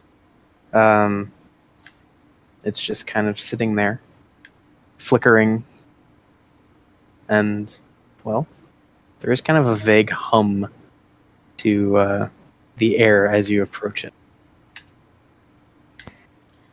I'm following Lilith at this point because shit just got real and I don't know what the fuck to do. I try to knock over the basin. I'll help. Okay. Is it like a hole, or is it like attached to It's like a big metal bowl resting on a stone Seeing them- pedestal thing. Seeing them try and do that, Bungdo just kind of stomps over in his rhino form and uses his horn to tip it over. Okay. And tip it over he does, spilling broken bones and blood and guts everywhere. Nothing seems to change. The Horde's still at bay? Hmm? The Horde's still at bay? Yeah, they're not progressing. They're not marching on you. I'm gonna walk over by the portal and acid splash into it. Okay. So you throw the acid, and it just, as it reaches the sort of plane that's formed by the portal, it just disappears. Nothing ventured, nothing gained. I sprinted into it. What? What was that? I said nothing ventured, nothing gained, and I sprint into it. Ah! Is this a thing? Yep. All right. I'll get to you in a minute.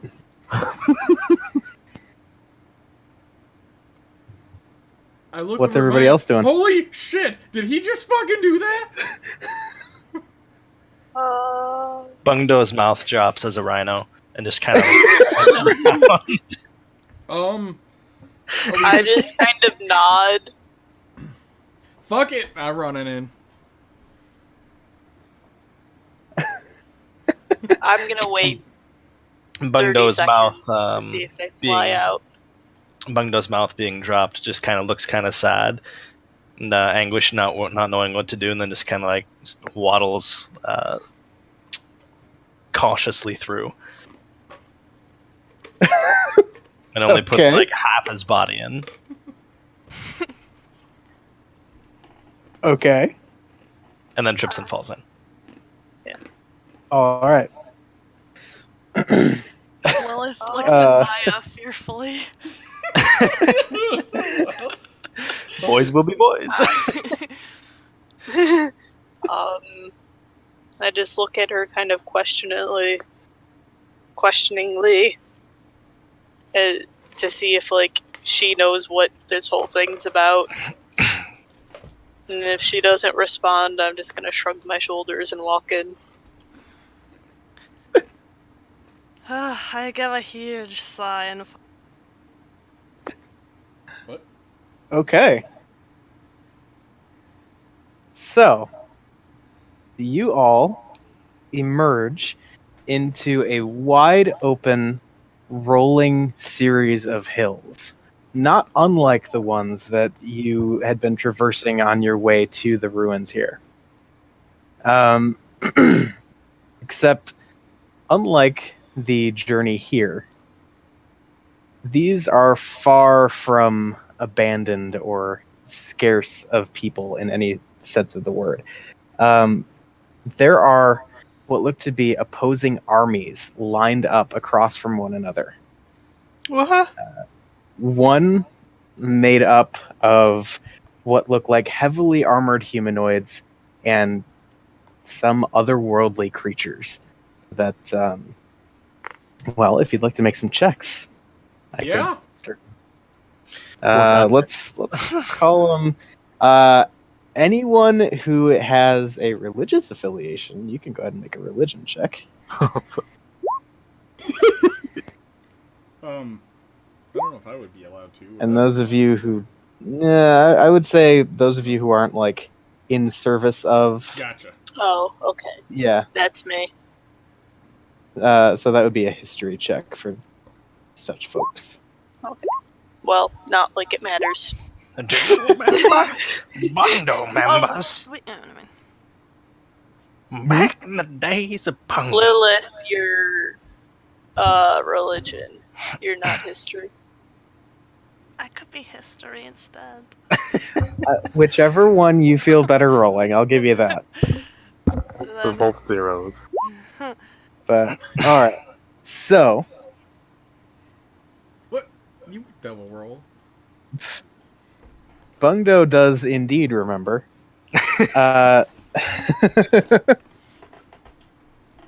And yeah, these appear to be denizens of certainly other planes.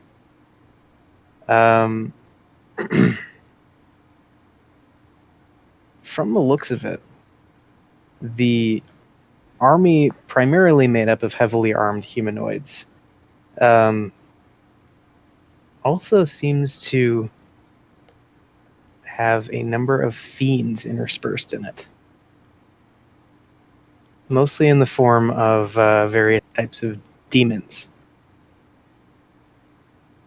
What? On the other side, you see what looks like certainly a more ragtag group of soldiers. Some of them looking almost like barely able to pick up a sword, wearing their father's armor type fighters.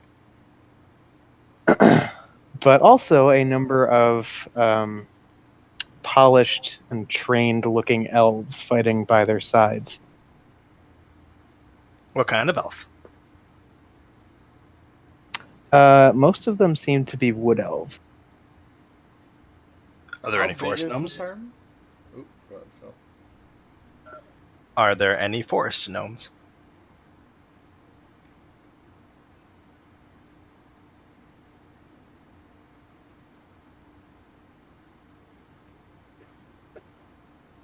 Yeah, it's a no, Phil. We can't hear you, Eric. Hello. What the We hell can was hear you. that? What was that? Did somebody Yeah, just what was generate? that? We have a pool outside. Oh. Oh, okay. People are I sleeping guess that at makes sense. 11 o'clock at night? No, It's he's in 8 p.m. Cali. here. Oh. Yeah. Californians. Acceptable. Sorry, Um, so was that a yes or a no on the forest gnomes? Yeah, there are some forest gnomes and some rock gnomes scattered throughout the side that is without demons. Well, if there were only forest gnomes, I would go to the other side. But since there's rock gnomes there too, I at least have friends. So Bungdo just starts sprinting over towards the one army. It just walks. Okay. You said it's bright out here, right? What was that? It's like normal sun and everything. It's not dark anymore. Yeah, you are out midday in the middle of what looks to be very soon turning into a battlefield. How many people are on like each side? Several hundred. Oh fuck! I want to look behind me and see if the portal's still there. You do not see a portal. Following Bungdo. Wait, you're going to side with the demons? No, the one with No. the elves and shit. The one with rock Oh. gnomes.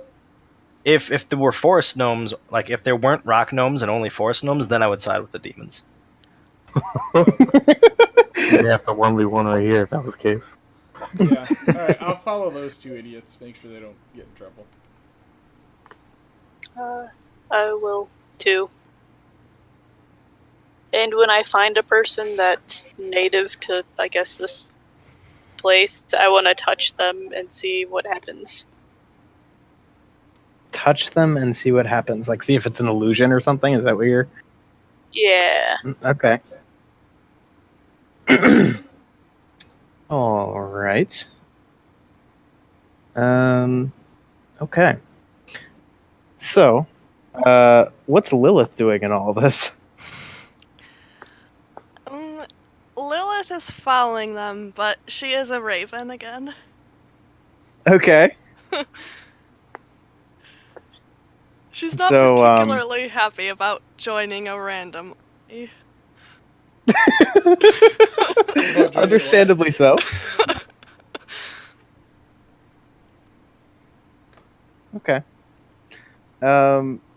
So you all approached the side with the kind of ragtag-looking army and group of look to be pretty well-trained elven soldiers. And at the head of this army, longsword raised in the sky and just shouting inspirational words to the soldiers at her back. You see this heavily armored female half-elf.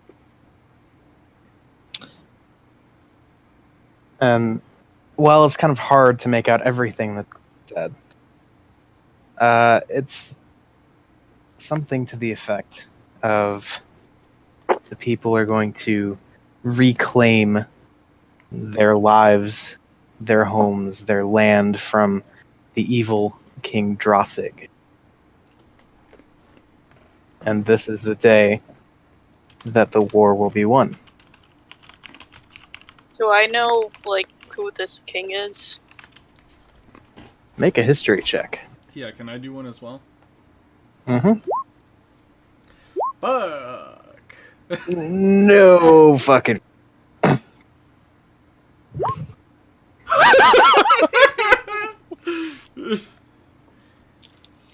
Trogdor thinks of cheese.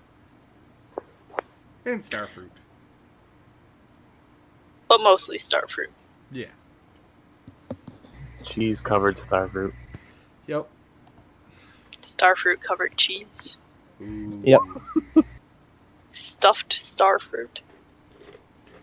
Cheese stuff. Double stuffed starfruit. Cheese fondues with starfruit. This. Yeah. Yeah. You like dipping grapes in cheese. I do that. I know you would. So, this is the scene that you are in the middle of, and Maya walks up, and you just walk up to some random soldier and like tap him, or like what's the plan? Yeah. Okay. Yep. Feels real.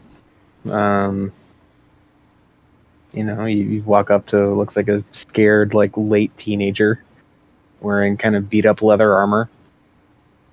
I'll just pat him. Reassuringly. Okay. Hopefully I'm convincing. All right. Can I walk up to the leader that's been shouting and whatnot? And whenever they're done talking, ask if we can join in the war? Yeah, and as she kind of finishes up her speech, she just looks over at you and says, "All are welcome. We could use all the help we could get." Bungdo shuffles to the front. I walk up to her and I go, "What year is it?"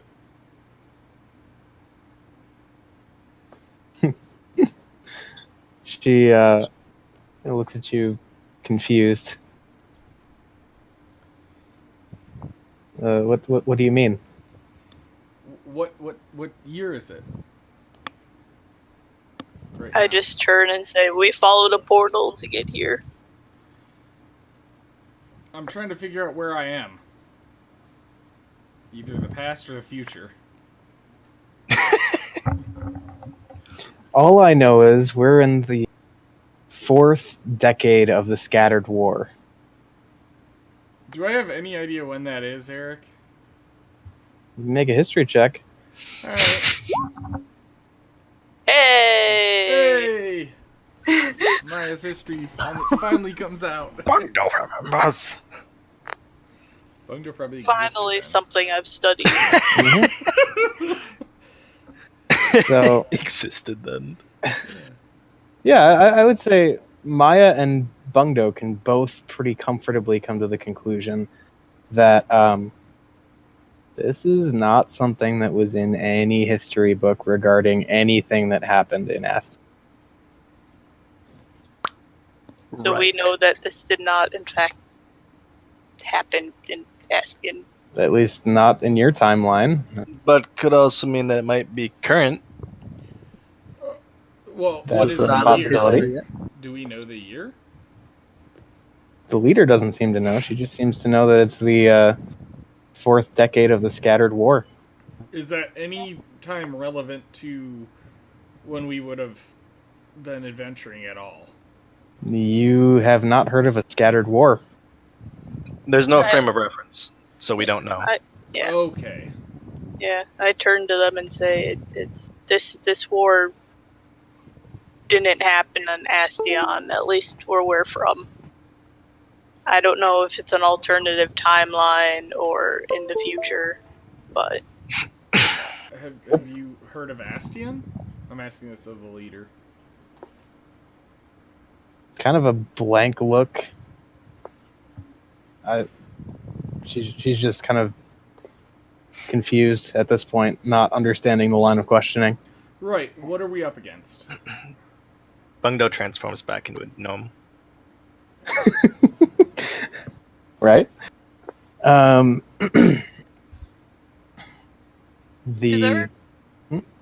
Do their like clothes or equipment look more or less advanced than ours? Pretty similar. Yeah. What land is this?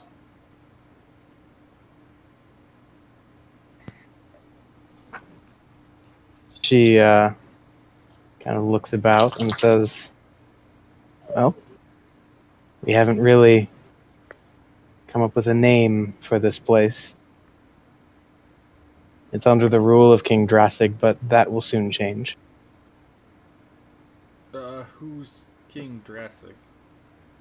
Do I happen to know that name? It might be on like my home continent. If you'd like to make a history check, you can. Nope. I don't know where we are. We're lost. What plane of existence are we on? You get this look like, what? the prime material? Right. Okay, that's good. Okay, well, right. Yeah. Cool. So who are we fighting? And where did the demons come from? Or why are there demons? She just says, "I'm not sure what sort of deal he's arranged with, well, whatever kind of forces he might have arranged it with, but he was clearly, the king was clearly getting desperate and knew he needed some sort of reinforcement."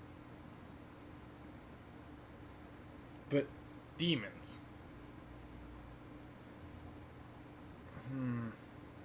Alright, time's up. Leroy! And I run over to the demon.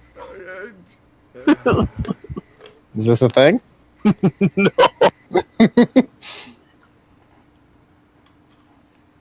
Well, obviously he's not a good person if he's summoning demons. You don't know that. Do we have a viable shot, or is this like lambs to slaughter? This is me asking you. I mean, it would certainly be a challenge, but this group could conceivably put up a fight and, under the right conditions, perhaps pull out a victory.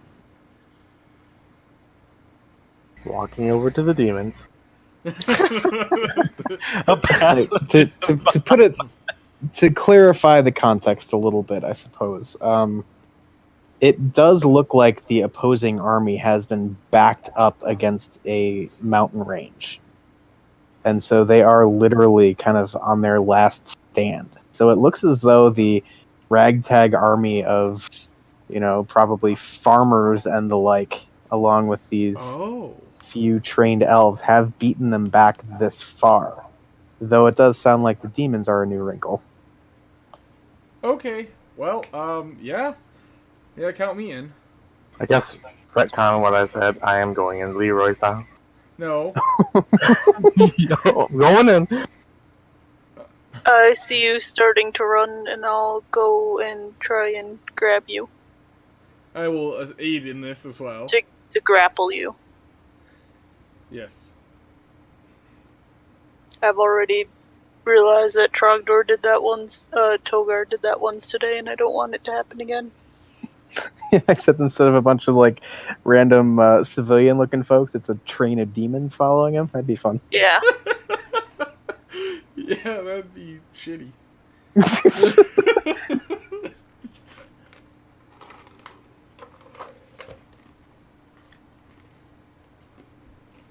All right. Printing.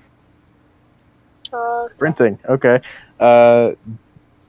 Dex saves for anybody who wants to try and spring into action and prevent them. Yeah, I think I will. All right. Can So I then in that fly? case, Can I fly in front of him and transform back into myself? Essentially, Yes. just he runs into me. that's fine. Should I make a check? So, I'd say with all of this interference, he's probably corralled at this point. I mean, I will catch up to him. I latch on to both with my. I don't care if I have to, but I'll roll a. You said athletics. I'll attempt to latch on to both of his legs and slow him down. Well, I'd say with 3 people impeding him in some capacity, he's pretty well locked down for the time being. Bungdo wants to run over and jump on, like doggy style body slam. Right. You hit and bounce off and just kind of land on the side. You kind of like bang your forehead on his like essentially the butt plate of his armor. I'm just that big guy with everyone hanging on to him, and I'm still just barely moving, but I'm going. Roger, stop. Just wait. Wait a minute. Let's talk this out. We'll get a plan figured out. Let's talk about it. We need to plan. The plan That is we smash don't the all demon. die. The plan is smash the demons, yes, but hold off. Let the rest of us figure out where we go. I understand you fit Plan right is in the middle. smash the demon in a coordinated fashion so that more demons can die. Yes. And I guarantee you, you will have all the demon smashing. Just wait a little bit longer.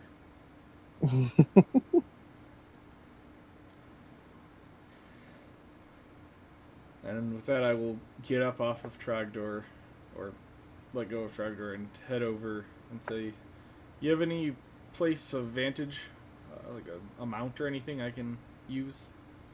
Ask the lady. I'll just say, because I can aid from afar, if you know what I mean. She kind of looks around, and I mean there are a few hilltops, but it would probably be Trogdor pushing your rate. There is that. Yep, passing that. Okay. And just like always, your steed does appear. Takes 10 What does your minutes. steed look like? It's a Drake. The one I was riding? Yes. Yep. Mm-hmm. Oh. Big platinum Drake.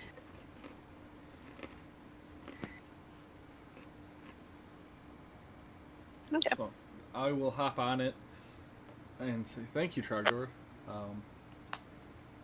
and just have him stay on, not too far away, but he can stay a little far away. I just need a higher vantage point, and I'll pull out my Togarian hand axe and throw him a wink, if you know what I mean.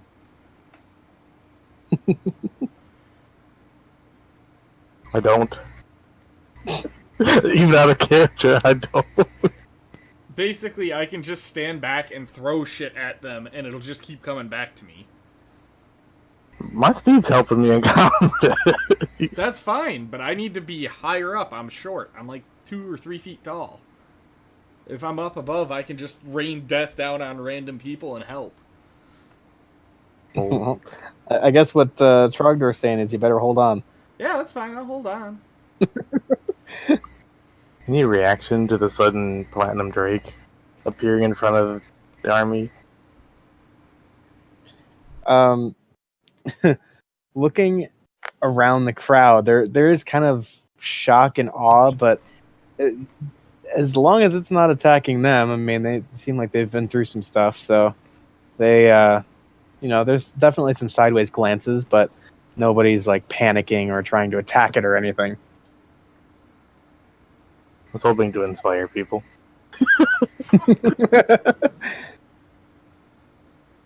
Well, I mean, there's certainly some awestruck looks, I guess. But, yeah.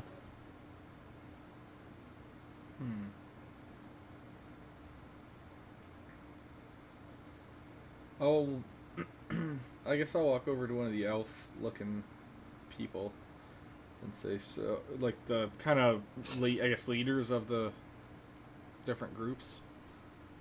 Mm-hmm. And I'll just say, so, what's the plan?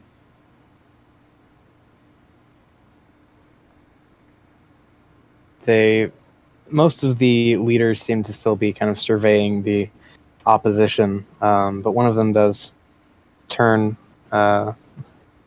first kind of turning horizontal, and then almost in that classic passive-aggressive elven way, slowly looking down.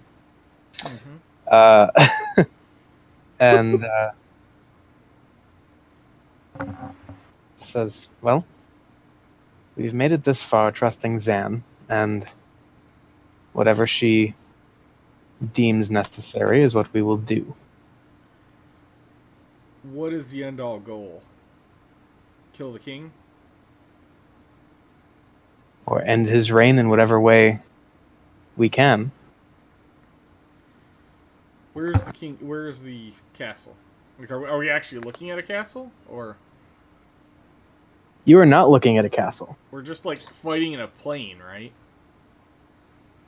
Like kind of Not a plain so much as the. So remember the Foothills? Yeah, foothills. The opposing army is backed up to a mountain range. Oh, okay.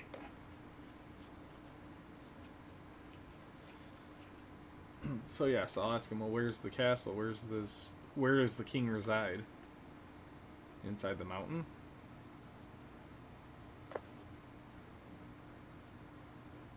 He kind of looks down at you and just says, "Have you not been here through the decades of war that have torn this continent apart?" I look down at myself and say, "No. I just got here about 5 minutes ago, man." No, we have not. We don't even. We came through a portal and wound up here. But your side seems to be the more goodly side, less demons and stuff. So I'm trying to figure out where we can fit in and what we can do to help.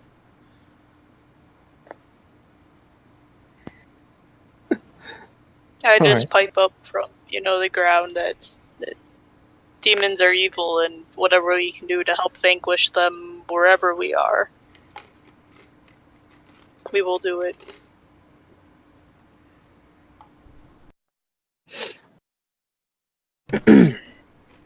All right. And the elf just kind of looks at you and says, "Let's survive this day, and then we'll deal with the king if we manage to do that." All right. Well, what do they have of ranks over there? Who should we target? Or what? Well, we've been making pretty short work of their foot soldiers thus far, but the otherworldly reinforcements could pose a problem. Do you know what we're up against for those? Sorry to say I don't have much practice fighting otherworldly. Oh, we have some. We did it a few days ago.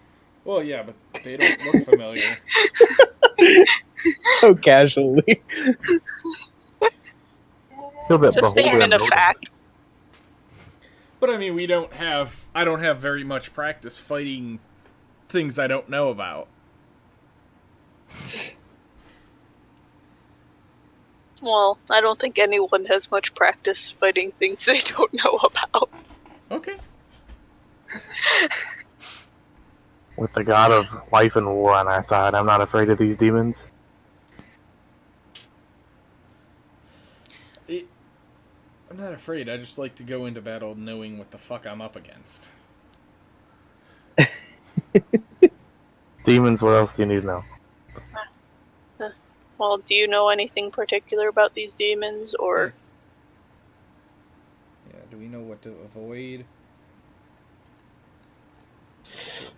They just appeared here a matter of hours ago, so I really don't know what to expect. When do we attack?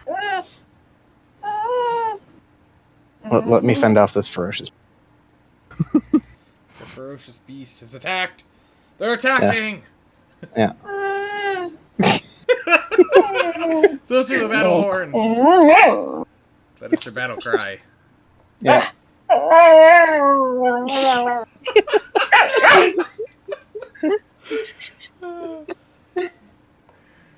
What? She might need to. Did she Yeah. really have to bring her dog to this fight?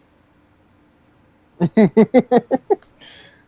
that to the elf I'm talking to. All right. Well. Wow, it's 11:40 already. Oh, yeah. That's a thing.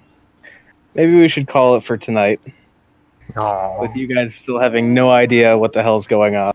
Yep. Can I really quick ask something? I don't think it will take long. Yeah.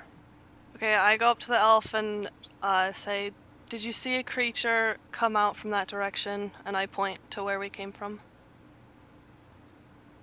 He just shakes his head.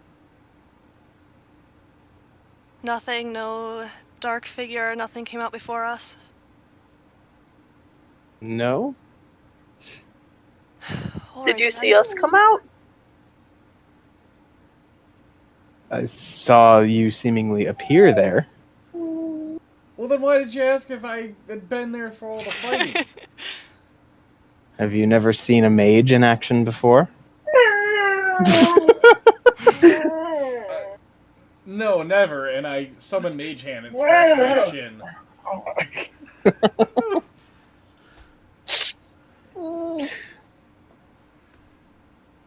So, yeah, just kind of raises an eyebrow, gives you an elven stink eye. And,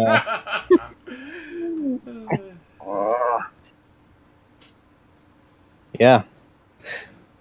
Alright. Well, I suppose